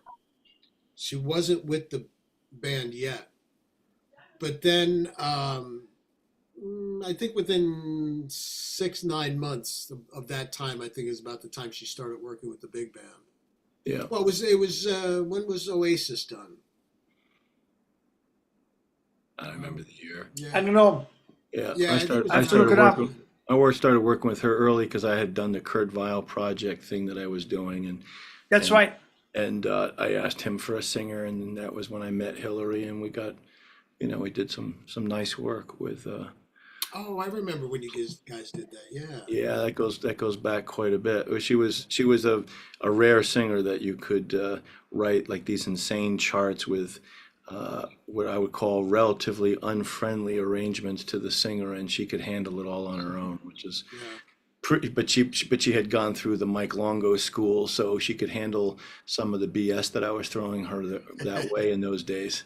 Yeah, well, she was mainly a pop and country singer, I think, wasn't she? Well, she's back to the country-ish thing, right? The cowboy thing Yeah. now, but she was kind of doing a real mix. She came from Wasilla, Alaska. Yeah, I remember that. Wasilla. And they got a few proud people from that area. Anyway, it's good to see you guys. I'm gonna head on out. My energy's dropped. But thanks for putting this together. Christian, Dottie was here earlier. Oh, you're welcome. Yeah, Yeah. no, Again, to everyone there, it's like I already put it all down for the next couple of years. I don't know for this. I'm always, this year was just like yesterday, like, oh man, it's tomorrow, So yeah. I was anyway. surprised. It caught me by surprise. Yeah, I saw. But I'm not going to miss this, So it's all good. Little last and yeah. We'll get together and we'll talk more about the video stuff. Yeah. And some duo stuff. Landon, it's good to kind of see you. I hope you're well. Let's catch up one of these days. Yeah. And Good to Angelo, hear from you, Frank. Yeah, man. And Angelo, great to see you. And good to see you. You did a really good job of getting all that stuff to Dottie / the library. That was a major coup, and I'm sure it took some effort. But I'm guessing you feel a little lighter right now, not having everything that Mike ever owned there. Yeah. It definitely is a weight off. That it's somewhere that. I'm not the only one digging through it going, all right, so maybe they'll use this or maybe they'll use that kind of thing. It's great. We got a whole team of people there that are going to go through it now, and it's wonderfully out of our hands. It's nice to not feel like you have to do everything to make something happen. It's like it's got its own little life. Well, the cool thing is I have a lot of what went to the archive. I have a copy of it. Yeah. So like, I mean, the only thing I don't have, of course, is like the master recordings and stuff like that. That's fair. But Frank Porowski is going to be contacting you. He wanted, I'm sure you gave it to me, the Dropbox of, he wanted to get a hold of some of those finale big band charts. Oh, yeah. The scores. Yeah. He was asking for the scores. Yeah. Yeah, like Christian, I think both of you were on that actually as administrators. I think you did send us a link. I told him I'd look after we got done. I'll take a look, but don't be surprised if you hear from him. Yeah, no, not at all. Yeah, but I know Mike wants, especially the inner circle people of which we are part, and certainly Frank Porowski and others, but probably even beyond that. I think at this point he would definitely want as many people playing his music as possible. So we should just make it as available as possible. Yeah, Andrew, I had some Dropbox issues. Yeah, about a year and a half ago. I don't know. I have to take a look at it, but I know we had that folder together. Yeah. So there was an original folder, and Celia was working on the charts, and right. Yeah, that's right. And then the one day I went in, and the charts weren't there. Like there was a folder that Celia had created. Yeah. But the charts weren't there. Like they weren't in that folder. They weren't in the other folder, and I couldn't find them anywhere. So I did upload a new folder and everything. Oh, maybe you have to share that. Yeah, I didn't get into my Dropbox for over a year. I don't know. I got blocked out. I got locked out, and I don't know. It was a whole. I don't know. It just. Yeah, we should all take a look and make sure we have that available. Yeah. I'm just looking to see. I bet you somewhere, if I just look up Angelo and Dropbox, it'll come up somewhere in Gmail. It's there somewhere. It's obviously of all the people, it's the least. I didn't play in the big band, so it means the least to me. But it's good for all of us just to have it. Yeah. I bet you I have that somewhere. Or if I just go on my Dropbox, I'll probably see what's shared, and it'll be able to figure it out. Yeah. So I have big band and sextet charts, the funk band, some of the funk bands. I have them. Yeah, I'm on that one with Bob because we had that funk band gig, Well, but I'm not. That should give you access. So when you click on that link, you should see the sextet charts and big band charts. Cool. Yeah, you definitely have access. Celia, Frank, Landon, you have access also. And this would be on, if I go to Dropbox, I should probably see some of this. Yeah, it's shared to you, so you should. Yeah, see it should be part of the shared stuff. Yeah. Okay. I'm looking at it now. I'm sure it's in here. I just haven't. And I'm on there too, Angelo. Yeah. Am I on it? Okay. Yeah. All So right. Well, I text you after the Zoom, and then we figure it out. Yeah. So it's me, Celia, Christian, you're on there. Landon, you're on there, and I see all members. Hang on. Landon, Frank, you're on there. Okay. Oh, Frank. Okay. Okay. Yeah. All of you can edit. So. All right. I mean, I have no reason to add it, but I just want to double check. I check with you. Yeah, I'll definitely make sure we have all that. Yeah, right. I can just shoot you guys a link or something. A link, yeah. That's cool. Thank you, Angelo. And yeah, thank you. And I'm always adding to that as I find stuff. I'm still going through all of his hard drives. And Christian, you remember how that stuff was just. Yeah. I do. Yeah. Beautifully organized, Angelo. Yes. Well, the only thing that was organized is what Christian did with all the big band charts. That was impressive. Yeah. Well, the good thing about the hard drives is every wire was going to the right device because it was all working. Yeah. Yeah. Yeah, Folks, well, I'm gonna call it a night. I'm sorry. Okay, all right. It's okay, Frank. No problem. It's great to see you all, yeah. And we'll make sure we get in touch before another anniversary passes. Yeah. Yeah. All right, take care, Frank. Talk to you, man. Bye. Right. What do you want to say, Angelo?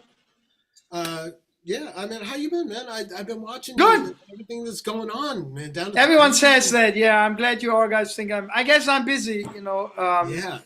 You know. Great. I did go to the Grammys and I was helping out a guy. I think Landon, I told him briefly earlier when we talked, but I was helping out a guy. I was actually, matter of fact, I was in Alaska and I get this phone call in late July, and this guy had to finish a record and he was in London. And he said, I don't know what happened to the bass player. I don't know if he was sleeping or we cannot use his bass track. And I had my travel bass with me, the good one. And in Sitka, Alaska, believe it or not, there's a young gentleman. He's a Berklee College of Music grad. And he has a little, but very state-of-the-art Pro Tools studio, you know, for like, yeah, I mean, he just finished it. He has gotten a grant and he has a Pro Tools rig in there and has great microphones and I knew he had it. I never seen it.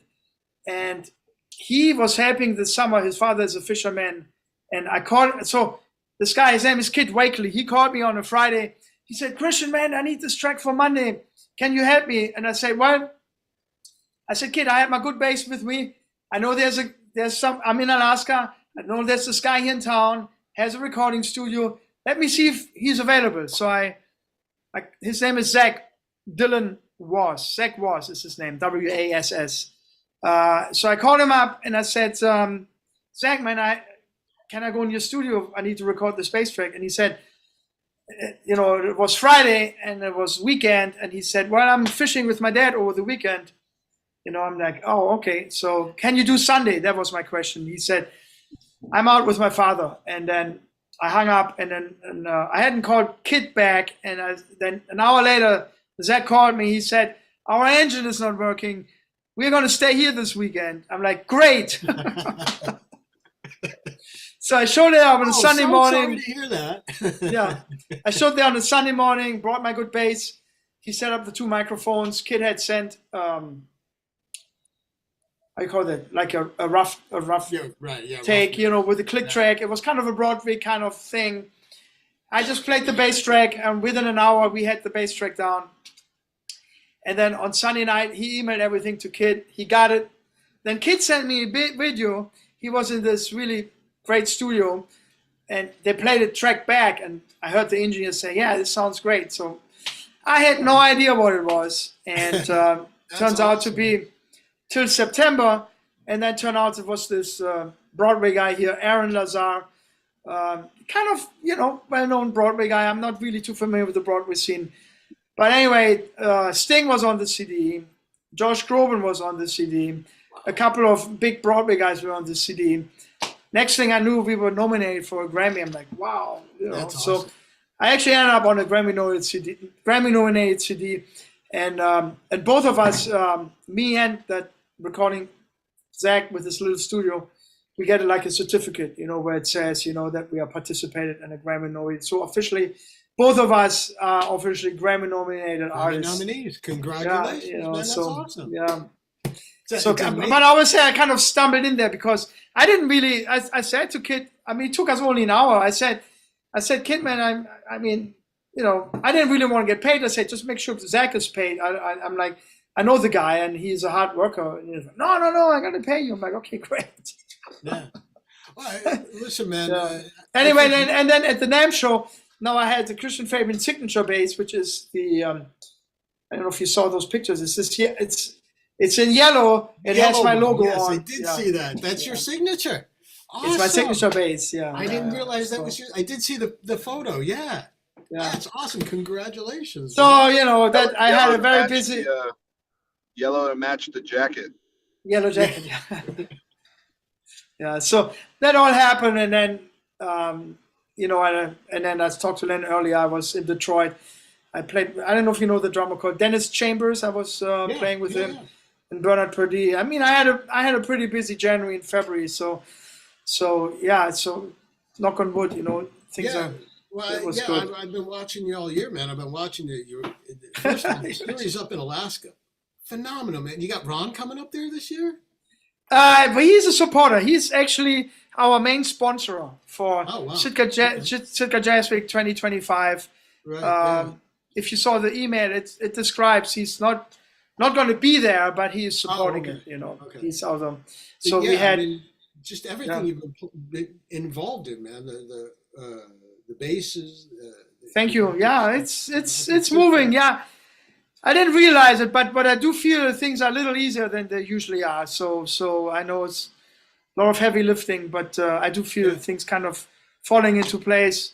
Although still a lot of legwork to be done, But the Ron Carter thing just blew my mind. I came back. I was here in October. Ron was playing in Birdland for the entire month. He was playing with a trio. He was playing with the big band. He was playing with a quartet. Wow. And he's playing with Bill Charlap, which is killing. But I really wanted to see the big band, and I don't know what was going on. I just couldn't make it to Birdland. And when I don't know if you know that Landon, but when you study with Ron, when you're one of his students, you just email him and say, hey, you always can come for the second set. He always puts you on the guest list, So I'm like, I have to go. This is the last week he's at Birdland. And so I emailed him, can I be on the guest list for the second set, He said, well, Mr. Fabian, it's pretty busy these days, but I do my best. So anyway, went to Birdland.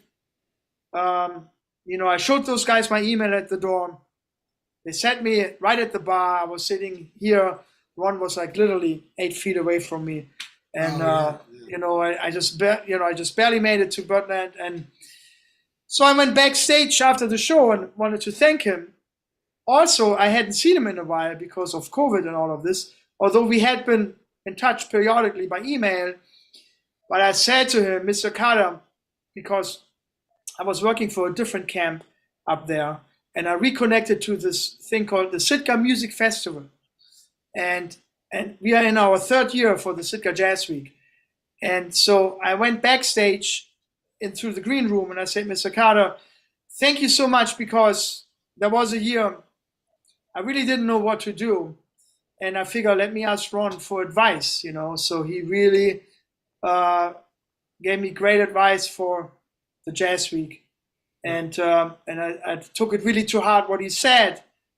And when I went to him to the green room, I said, Mr. Carter, I just want to tell you what you told me 3-4 years ago. It really, the Jazz Week is really coming together. Still a lot of work to be done, but things are really popping here and there. And he turned around to me, and I said, I included this native boarding school their music program as part of the Jazz Week. And as soon as I said that, he looked at me, Mr. Fame, do you need money? And I was just like, Mr. Carter, I didn't come here to ask for money. He's like, do you need scholarship money? I was kind of talking. He said, stop, Mr. Fabian, do you need scholarship money? It's like, well, I don't have a sponsor yet for next year's Jazz Week, and he's like, how much do you need? I couldn't believe it. It's kind of like, anyway, he said, it was on a Thursday, and he said, come back on Saturday. I have a check ready for you. I was crying, gave me a big hug. I had tears in my eyes. And I knew when I picked up the check, you just don't go in your regular clothing. He likes that you dress up. So the picture with me in a suit and him in a suit backstage is when I actually went back. We had 8 p.m. He said, you come here at 8 p.m., you pick up the check. And so there, and Coca-Cola sponsored us last year. And before that, we had this company called the Hames Corporation. So I'm like, wow, I was kind of like blown away, So, but that's awesome. He really supports the cause. Oh, yeah. That's he won't be there. Although I had mentioned to a few people, he is considering, or back then, a couple of years ago, he was considering doing a bass intensive in Sitka. And maybe we should talk about it again, but the way he does it, he said in 2021, he said, let me book all my tours and all my things first. And if I have a week open, I could imagine going up to Sitka doing a bass intensive. Maybe I should ask him to do that. I don't know.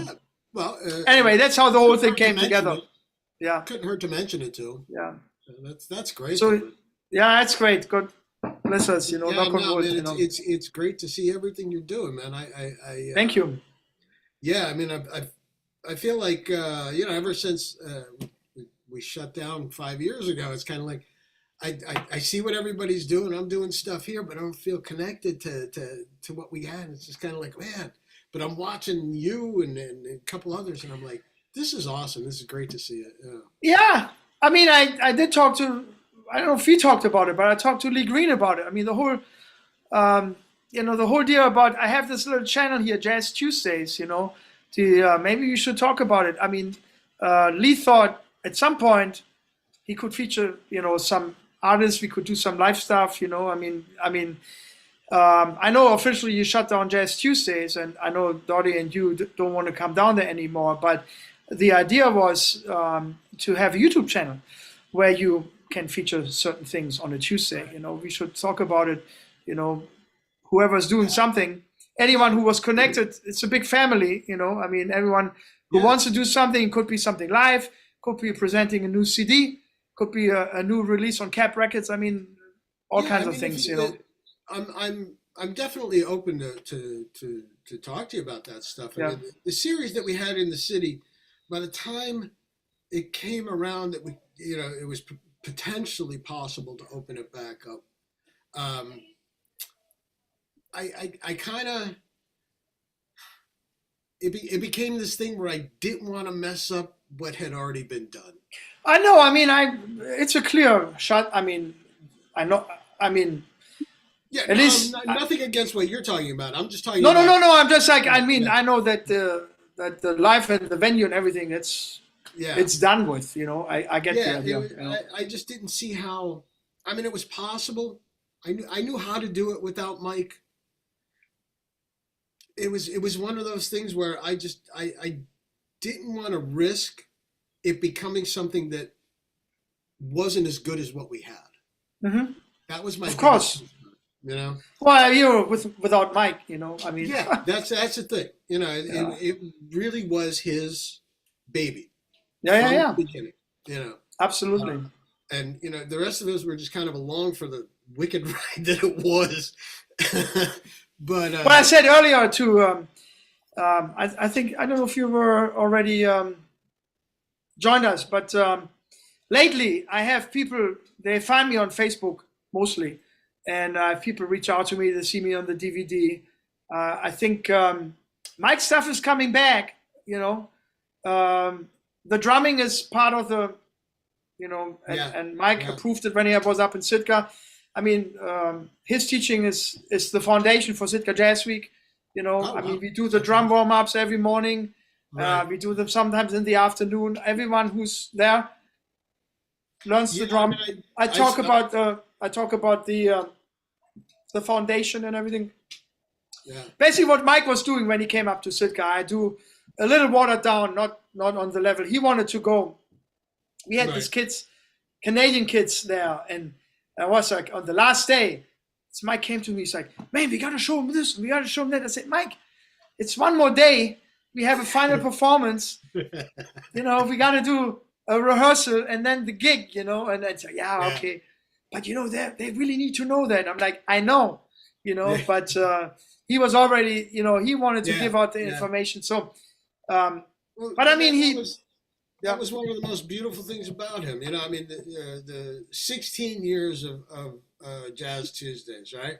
Yeah. And the coolest thing that and I realized, I knew while it was going on, but I truly appreciate what it was now, is that every Tuesday night, we'd have a different band in there. Everything from duos to 17, 21-piece big bands. The coolest thing was Mike had come in and he'd stand next to me and he'd go, man, listen to what the trombone's doing there. This isn't right. Or he's playing that hi-hat rhythm backward. Yeah. And I'm like, there is no school in the world that could have ever given me what that gave me. Just impossible. You got all these different bands coming in every week, and you got this genius standing next to you going, all right, let's do some analysis. And it was the best thing, man. I really, I truly miss it and would love to do that again. It just wouldn't be the same at this point, Of course, it's I absolutely understand. Anyway, it's it's history at this point. What happened down there. Absolutely. Yeah, and trust me, I think about it all the time. Every once in a while, I'll hop on YouTube and pull up a clip or something like that just to listen to a song or watch a couple of whole shows up there. Yeah, Matt Snyder was here earlier. I mean, and Frank Porowski was here. People dropping in, which is awesome. Yeah. And I listened to. I had Dingling up at the very beginning. I had some sound issues. The thing about Zoom, I always do this once a year, and then I put it straight on the YouTube channel, and that's where it's everything documented. But I'm like, if you do it only once a year, I had the clip, but O'Mara couldn't hear the sound, so I'm like, I don't know what's going on. Do I have the right setting or not? But then, man, when I was listening to some of those clips and Dingling, I mean, the groove the band has on, it's like, we talked earlier with Frank how Mike was always very specific about the rhythm section and the groove. And then I was sharing when we were on. I mean, I would be usually getting the phone call first, if something went wrong, he would give me a call. Or when something went well, he's like, man, you sounded great you sounded great on the big band gig. I mean, I always get the insights, which is great, And it's funny. I heard, over the years before I came to New York, I heard stories about people having that student-mentor relationship, There's a German bass player. His name is Kai Eckerhardt. And he lives in San Francisco now. He played with John McLaughlin. And he is a Berkeley grad, and he talked about, when I was back in Germany, he talked about playing with John McLaughlin, and I was reading the interview, and then there were people in Boston who played with Tiger Okoshi, and Tiger, Steve Hunt, a good friend of mine, he's a great trumpet player. Tiger, Japanese, and lives in Boston and Japan, and he had the kind of a thing where he played with students from college and trying to teach him, and then and Steve Hunt had stories about when he was playing with Billy Cobham. It's like, I kind of was familiar with playing with a great musician, but I never thought it would happen to me. And then when it did happen with Mike, I didn't really realize that's what it was, I was just like, man, I'm getting my butt kicked here again. What did I do wrong, the way I met him, you were talking about earlier about how, you don't actually realize what's happening in the moment kind of stuff. And it's like, I went to a workshop, and Ann Ruffert was giving it. And at the end of it, I said to her, I didn't even know her at the time. I said, "Listen, I want to study piano and composition and arrangement." And bam, she was like, "One guy, Mike Longo."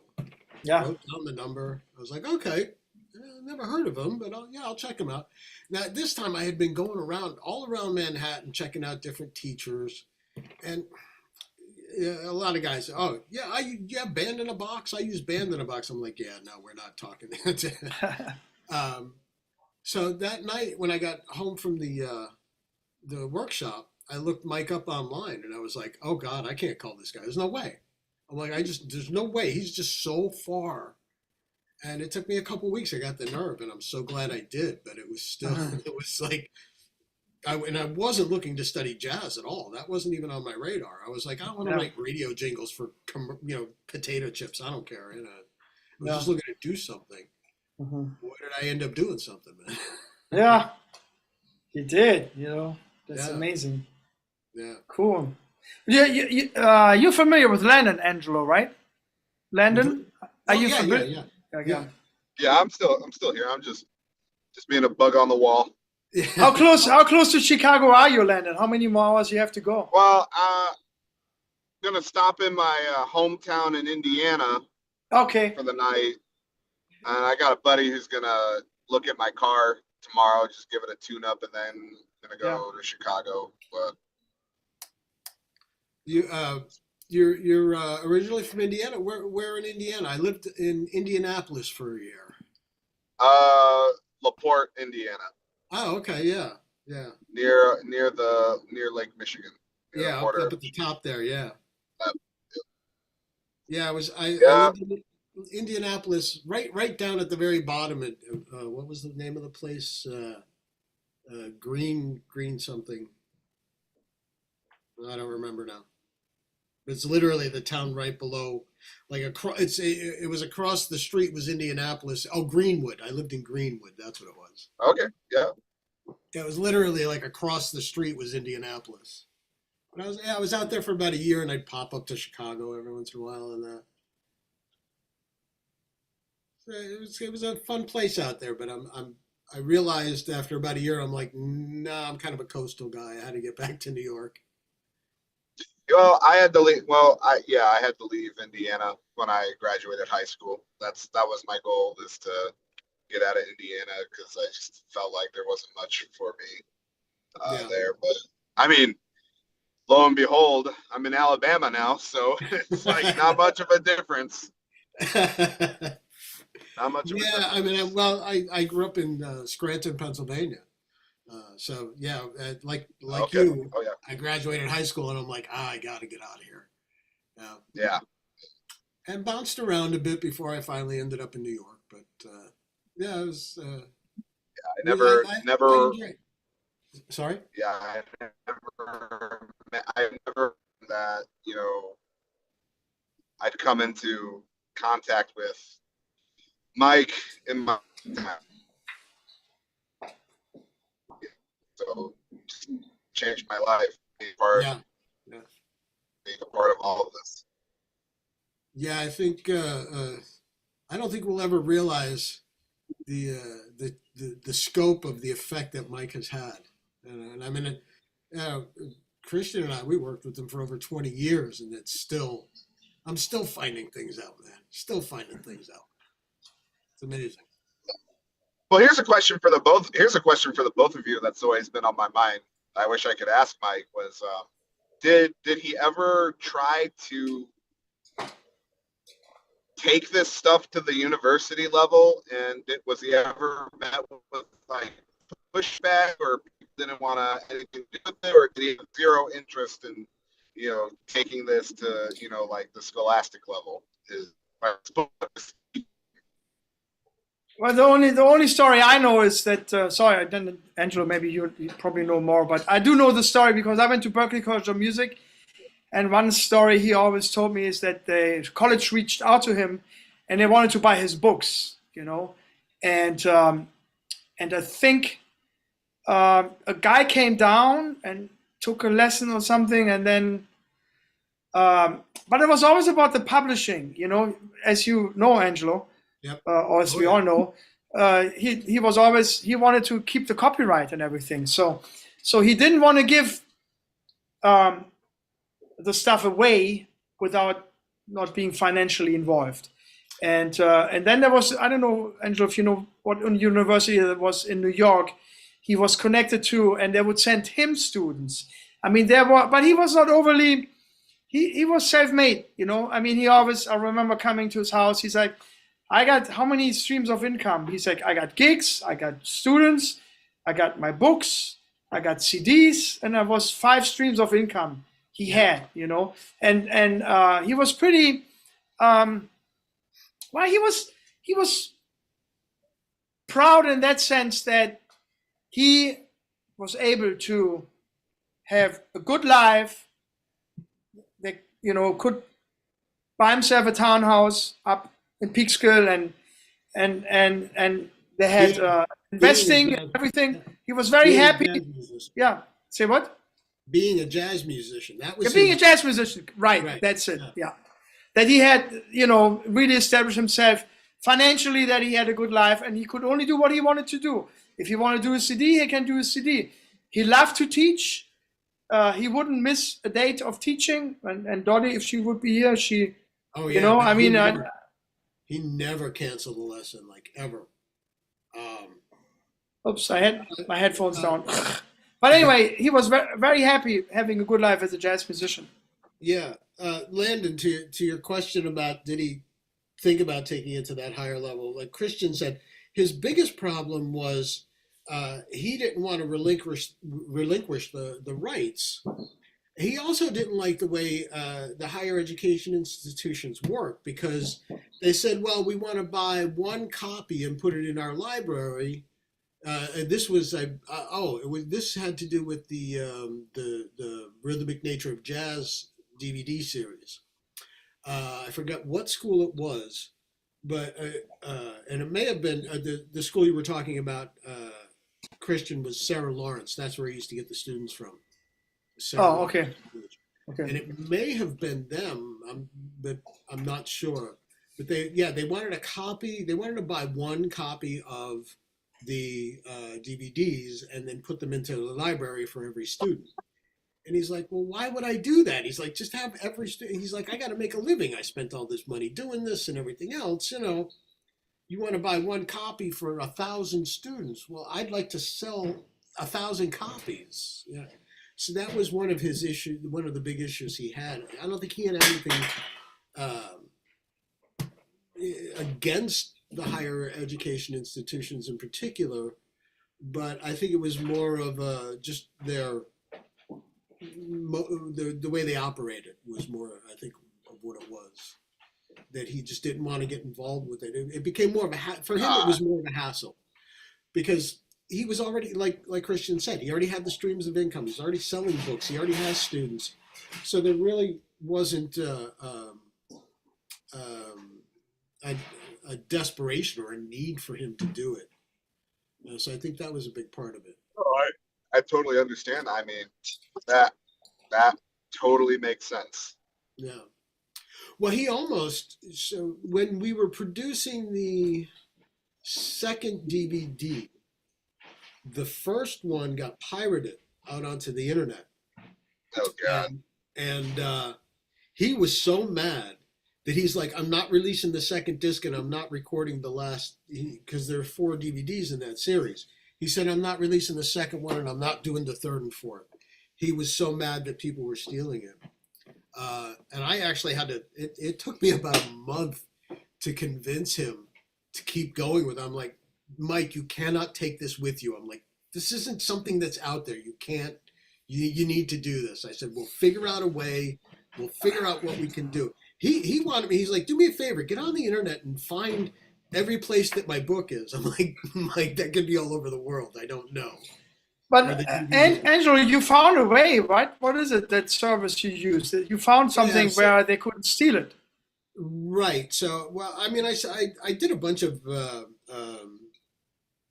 DMCA takedown notices. That's the Copyright Act. We were sending that stuff out, and then what happened was it ended up on the file sharing sites, like kind of like Napster kind of stuff, and I was able to get in there and see that it wasn't being like nobody really knew what it was, so I was able to get in there and change the name of the file just a little bit so it didn't represent what it really was.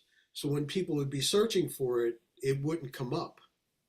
And eventually it died out, so it's not out there now. So you can actually still see, if you do a search for it on these pirate sites, you will see a link to it, but you can't get to it. It's not there. But that took a while. Great. Yeah, that took a while. Yeah. But yeah, that But was. what is that service you did you find it, or did you get it from Adam Rafferty? That's the third and the fourth DVD. It's not a physical CD. You have to download it, right? Well, you can't even download it. Or you just have access to it. Yeah, I don't know who told him about it. It may have been Adam. The company is called Platform Purple, and they're an online. They host videos, educational videos, instructional videos, and stuff.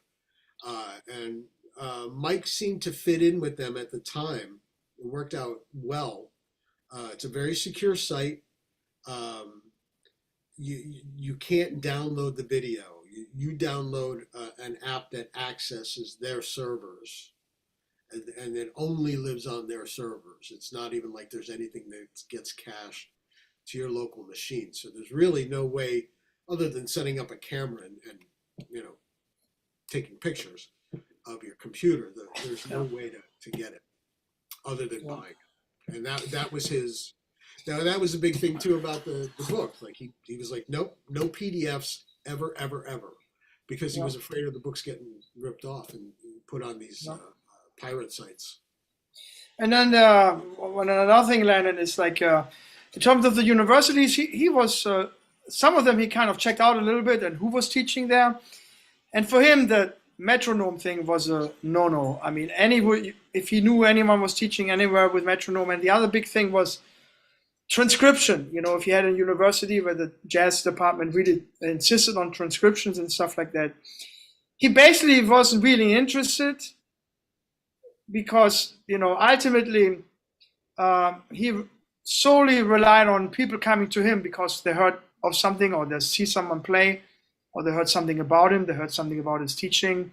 And, so I think, well, Angelo, we talked about it. What was it? Like just before he passed, we had this whole idea of getting his stuff online. He bought a domain name. So something's whatever, but we actually, it's not like we weren't aware of it, but I mean, we talked about when he was still alive and he was really sick. We talked several times about, putting a website together where people could find people who study with him, right? That was the idea. And then through that portal, the idea was always, which unfortunately never happened. I think, the idea was that Mike would do a YouTube promotional, endorse that site and say, well, these are my students that started with me. And here you can buy my books, you can get my DVDs. If you're a bass player, you go and study with Christian Fabian. If you're a piano player, you study with Frank Ponzio and whatnot. I mean, the handful of great piano players who know exactly Mike's concept. Right. If you want to do guitar, you're going to go to Angelo or Chris Morrison or something. We had this whole idea worked out, but anyway, we never got to it. Yeah, he saw it for again, always thinking, right? He's like, well, yeah, man. He said, at the very least, he said, I can sell some books and DVDs and stuff. He said, and you guys can get some students by, That's right. He said, what I want you to do is, he said to me, he said, I want you to take, like, if you get piano students, he said, you teach them up to the point where they would be starting to study my books, and then they come to me as a student. I'm like, oh, I'm cool with that, man. It becomes this, path, that worked out for everyone. Where we were going to get students, we would feed him students, Yeah. and win-win kind of all the way around. Yeah. Ultimately, I do remember us sitting in the living room, but I mean, it was kind of, at least, kind of obvious that he was really sick. yeah. And we didn't really know, of Yeah. course. We were all hoping it gets better, but in my mind, I thought what happens, when he's not there anymore. And the website would have been, like a portal for, Right. him endorsing, these are my students and you want to, these are the books and everything, but I don't know, Mike was weird. He was not really interested in knowing what, it was hard talking to him about that, he wasn't really interested in what happens when he wasn't there anymore. He wasn't really interested, No, he's like, he really did have that, once I'm gone, I don't care. I don't care. Yeah. I didn't want to say it. You said it, but he didn't care too much, Right. There were certain things, he wanted to make sure that number one, Dottie was taken care of, and that the music was protected, was survived. It was being used. That's why he wanted Waldron to have the charts, so that the charts were at the school, so that people had access to them. And I think they're in a better place now because, like Dottie said, those charts are just way too complicated for high school kids to be playing. I mean, there's some, some of them. I brought charts when I was connected to that camp up in Sitka. I always brought a chart, which there are definitely charts high school kids could play. But I don't know how maybe Walden is familiar with the library a little more now, but some of the charts. He was familiar with it enough at first because the first couple of charts that he pulled, he said he was having a lot of problems getting the kids to play it right. Yeah. And well, man. With some of those charts, Mike had to be the one counting it off. He had to set that groove. Yeah. He had something in his head that was beyond what was on the page. Yeah. No matter what he wrote on that piece of paper, there was something in his head that was more. Yeah. Any other questions, Landon? No. Since you have us. Pretty good, man. I mean, yeah, that pretty much explains it. I just always think to myself, man, if I just. Hey, you're breaking up a little bit. I don't know if you're in a bad area. Can you hear me? You're breaking up a little bit. I might be in a bad area. Can you hear me now? Yeah, it's better now. Yeah. Sorry, can you repeat what you were saying? Well, all I was saying was, is that, all I can think to myself is that I just really wish I could be in the same room as him working on this stuff. But I'm very blessed to, have access to Frank, and, like him and I are really close now. He's a wonderful mentor. You've been an unbelievable mentor to me, Christian, in more ways thank you. than you can imagine. And the music. Landon, I can tell you that studying with Frank, you're going to get a lot of the how can I put it? The wisdom of Mike Longo. You will get it from Frank because Frank studied with him for so long, first of all, and there's no way to teach Mike's material without passing along that with wisdom. There all these. I can't tell you how many times I quote him when I'm teaching. It's, I got this from Mike. Mike told me this, and so I can tell you that working with Frank, you are getting the wisdom that Mike had. Don't get me wrong, Mike was a unique individual. There'll never be anyone like him. But you're getting a lot from Frank. Absolutely. Yeah, I feel it. And I mean, as far as if you want to understand what it was like to be in a lesson with Mike, there's a bunch of videos floating around on YouTube and that there's a great interview. Oh, Christian, do you remember who did that interview with him? Were you sitting at the piano? Yeah. Jake Feinberg. Yes. Oh. Yeah. That interview. If you listen and watch that interview, first of all, it's done in the room where we all took our lessons. Yeah. And that's kind of what his lessons were. You know, if you watch that video, that's what it was like sitting in the room with him. That's how he would talk to every one of his students. You know, it's a really good insight into what went on. Like I said, that's where we all took our lessons in that room. I like watching the promotional trailers from the DVDs. I think there's so much in there. Oh, And yeah. I watch them over and over again. The first, the second, the third, the fourth. Yeah.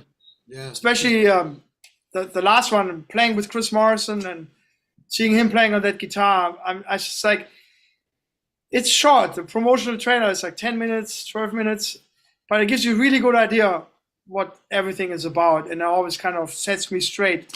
My favorite thing is always will be when he's playing Kush by himself on the piano. You know, that little clip, Lennon, when you see him play Kush and all those different meters over the bass line, that's in a nutshell what his teaching is all about. He told me that anytime Dizzy would send somebody over to him that was for Dizzy's band, like somebody wanted to join Dizzy's band, he would have them play Kush. He would give them those rhythmic figures, and if they couldn't do it, they were out. They were out. You know, I never talked about it, but I had to audition for the big band. It's funny. I auditioned for the Lionel Hip big band, which is a different story. But I auditioned for the big band in in that room, and he had me play the bass line.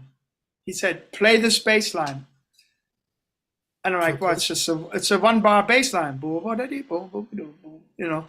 And I'm like, but he had me play that for like at least 6 minutes, you know, because that's all you play, and you just play that bass line as a bass player. Yeah. Everything goes over. And I remember standing there playing the bass line. You know, he played a little bit, then he got off the piano. He walked into the kitchen, came back, walked around the piano. You know, the plant which is standing in that plant which you always thought it would die, but the plant loved him. You know, it was like it was getting taller and taller, but there was no leaf on it. Yeah. And only at the top, you know. Yeah, it's like and he was standing. Yeah. I was standing over there looking at me, and I remember my hand was cramping at some point, you know. And he didn't say, I knew I had to play it. He didn't say stop. I was keep playing the bass line, keep playing the bass line. I was starting to sweat, you know, and then at some point he said stop. And then next thing I knew, I was in the big band. But that's he had to play. I can remember him doing that to me too. Not for audition. I'd just go in for a lesson and be like, "All right, man, I want you to work on this for a minute. This here," and he'd be like, "Yeah, don't stop until I tell you." Okay, and he'd go out and get a peanut butter sandwich. Yeah. And I'm still sitting there playing. It's like, is he coming back? You know. Yeah. Some of the stuff just amazing. I go back and I recorded all of my lessons, so I still have those recordings, and I go back and listen to them because I'm still hearing stuff in there. I'm going, oh, I forgot about that. Right. Okay. Yeah. Yeah, I think except for 10, I have all my lessons recorded. And actually I did, I don't know when I will be ready for that, but I mentioned it on some other Zoom calls, but I did get the permission. I said, I have all this stuff on my lessons. If I ever want to publish it, he said, yeah, go ahead. You know, he was fine with it, but that I didn't know, because the coolest stuff happened at the end when I studied with him, you know, about the last 5-6 years with him. So I figure if I have to go back, I'm going to listen backwards rather than going to the first lesson I ever had with him. From the beginning, you know? Yeah. But at some point I don't know how this is going to work. Because I have hundreds of lessons, but you know, bucket list, you know, I do want to go through all the lessons, you know, because some of my best playing I had done up to that point till he passed really happened in that room. Yeah. And there's some incredible bass solos. There's incredible playing, and I definitely want to document that, you know, and just work my way backwards. But you know, I don't know. That's my goal at some point, you know. Yeah, like I said, I pop into mine every once in a while. I'll pull up a lesson and go, "Oh, what's on this one?" Just trying to hear. Yeah, Frank does it too, you know. Yeah, yeah. I'm sure we all do. I'm sure we all do.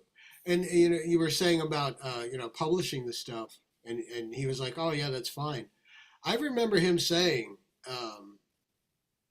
"Man, I don't know who it was. You may have even been there. We were talking about the drum stuff, and Oh, Adam? maybe No, Adam Rafferty. I don't remember exactly who it was about or who was there, what was going on, but I do remember him saying, "It doesn't matter what I told him because that's specifically for him. That's right. It's not going to Yeah. matter if you do it. He Yeah. needed that. You don't need that. You need this." Yeah. And so he was very, very distinctive in that, you know, to the individual students, to the Yeah. point where it's like, well, you could do that, but it's not going to make a difference for you. Yeah. Yeah, I don't remember. I had those little warm-ups he would write down, and then by mistake sometimes I would include them into my regular warm-ups. He's like, no. That was just for that lesson. Yeah. Yeah. You know? No, I mean, at some point, I mean, there's some amazing stuff on those tapes. It's just, anyway. But I mean, anyway, it's gonna be massive. I don't even know, but I don't really know. I do want to go through some stuff for sure, and what it will be. I don't know. I always looked at There's certain stuff you cannot really. It wouldn't make sense to publish or to even talk about it because it's very personal to that situation, Right. But there are others. There's some great stories, I mean, there's some great stories. Many of them he told many times, and then some stories came up only in a certain situation he was inspired, But and then I don't know. I just you have to go back and just really take how do you call it? Take care. Just make sure know what's there and know what's Right, really right. Take it meant to inventory. be. Right. Like even in the storytelling aspect. In terms of my playing, I always thought it would be great to have these musical moments, where really the playing is great together. Have that like kind of. I always thought about that would be great, for myself. Matter of fact, part of Mike's warm-ups, he had these tapes, and he would get himself ready for a big band gig, Mm-hmm. and it was very personal. Some of the stuff he wouldn't let you listen to it, he would had these tapes where he cut together like a dizzy phrase with some of his own, and he had these things he would set him up to be in a certain musical mindset, Yeah, it was very personal. Some of them he would share, some of them he wouldn't, so well, a lot of those tapes ended up here. Yeah, I know. And there were those and some others that he had told me when after he got sick, that he had told me, he's like, "Oh yeah, that stuff." He goes, "I got that stuff." He goes, "I got stuff from when Dizzy was sick." He goes, "And there's stuff I have that's like warm up tapes." He goes, "I don't want that stuff." He goes, "Getting out at all." Mm-hmm. So that was, I went through and that stuff didn't go to the archive because that's not anything that he wanted. That's in another safe place. Yeah, but it's not in the archive. Yeah. So yeah, but that was the thing. That was him thinking out loud. That's what those Yeah. It was him thinking out loud. And I can understand how, after working so hard for so long to build that reputation and everything, nobody wants their practice tapes out there, especially when you have the reputation he had, right? Yeah. No, that makes So total I sense. completely understood what he was talking about. Yeah. But yeah, but yeah, the rest of the stuff, like I said, I've been digging through. There's a bunch of stuff still from Jazz Tuesdays the videos that he had taken that he never posted.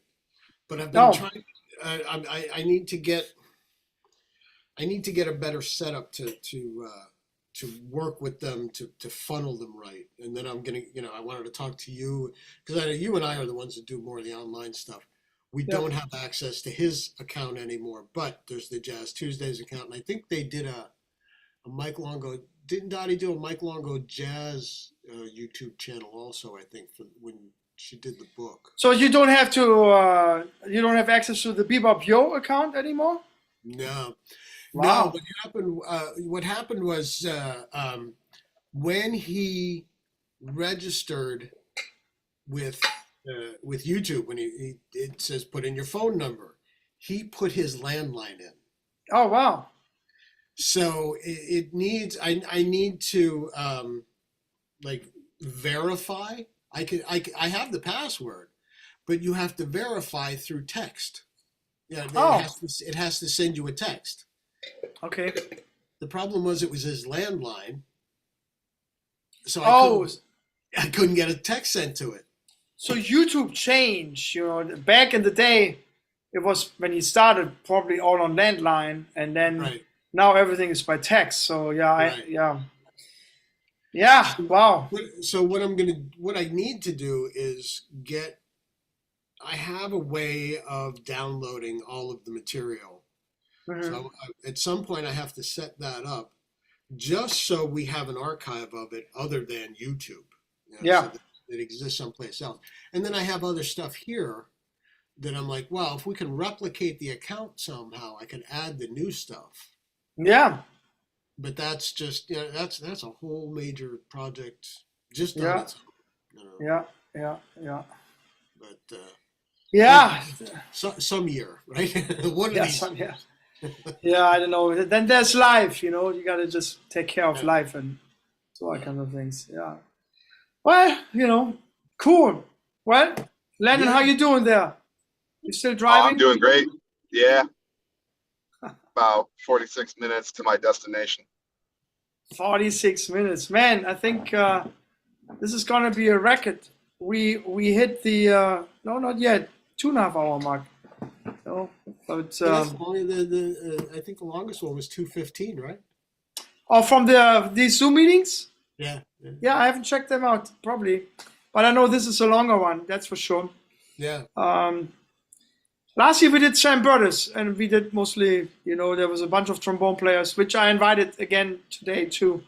But we hadn't talked about Sam. But it was the same thing last year. I was teaching, I think, and I couldn't get on. So when I got home tonight, I'm like, I got to see if they're still on. I got to try and I saw for 2026, March 10 will be a Tuesday. So it actually happened on a Tuesday. So that's exactly when we played the last time. Yeah. Cool. Well, I don't know if anyone wants to say something. Covered a lot of great ground. Oh, you're welcome, Landon. Thanks for popping in. Good to see you again. I'm going to sign off, but let's stay in touch about Sitka. Sounds great. Yeah. Yeah, it would be great to see you up there. Angelo, it's a pleasure. Thanks for all you're doing. Great talking to you, Landon. It was great talking to you again. Yeah. All right. Your travels are safe and you have a good time on your trip. Yeah. All right. Thank you. Cool. Well, good to see you, Angelo. It's good seeing you too, man. We got to get together soon just to have some lunch or something, man. Yeah. You're always all over the place. You're in Texas. You're in Alaska. You're in LA. Well, the next, it's gonna be. Well, let's do it. I mean, I got your number. Let's just see. Are you ever coming to Manhattan at all? I don't get in. I don't get in the city much at this point because I got to be back out. I start teaching at 3, so it's just too hard to get into this. And by the time I get out, I wouldn't get into the city until like 10, 11 o'clock at night. Oh wow! So are you teaching out of your house? I do some private lessons, and I'm teaching at a local music school here, but it's evening. Oh, great! Evening hours. So yeah.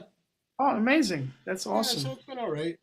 What do you do? Guitar, piano? What do you do? Yeah. Guitar, piano, and bass. Well, the bass is that stuff. It's all rock, so it's easy. I'm not taking your job. That's all right. Someone got to do it, and I bet you're a great teacher. So it doesn't really doesn't thank really you. matter with that background. I You enjoy can't it. go wrong. How many Yeah. bass students do you have? Right now, I've got four bass. Oh wow! Yeah, and they're all young kids. Yeah, they're all young. They're teenagers, young teenagers. 12, How old are your kids now? They're like 15, 16? 18? Alex is 20 and Dylan's 19. Oh wow! Yeah, Time flies. Alex is a sophomore at Ramapo College.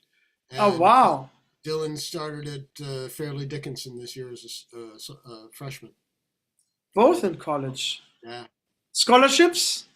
Some, yeah. Oh great! They've got scholarships. They're both doing fantastic. As a matter of fact, Alex, my older son, he's studying music production, and he just pulled straight A's and hit the dean's list last semester. Hallelujah! Yeah, right? Great. Yeah, Wow. He's the both of them are incredible. Great. Alex, he applied. He got into William Patterson. He got into Berkeley. He got in, it's every place but he wanted to stay local. So Yeah, great. Is he staying living at home then? yeah, they're With both you? still living at home. So that Great. saves us a lot of money. Yeah. Yeah. I saw a lot of times the parents start sweating when the kids go to college. It's like, I get to get all this money together. Oh yeah. I mean, college, Berkeley is ridiculous. I mean, Oh man, when he got in, I who was can, like, "Ooh, okay, how many kidneys do I have?" Just, I I mean, don't know it's- how many you can sell. yeah, it's like, oh man, it's like unbelievable. How can you afford to go to college? I mean, it's I crazy. think Berkeley's what, 60 a year now, or 65 a year? I thought it was 75. Is it 70? It may be. Yeah, maybe. I don't know. I have to look. I don't want to look it up, but I know it's. Yeah. I know it's up there. I mean, I know it's really up there. Yeah, and Yeah. I told him, I said, listen, man, I said, first of all, it's in Boston, and it's not like a college, you're not on a campus or anything. And that's what he loved about where he goes now, about this college. It's a small college, really nice college atmosphere, college campus, all that kind of stuff, And the cool thing is, they partnered with the Les Paul Foundation, because it's up in Mahwah. So Les Paul Foundation just poured I don't know, a couple $100,000 into their music production program. So I got all this new labs and equipment and stuff.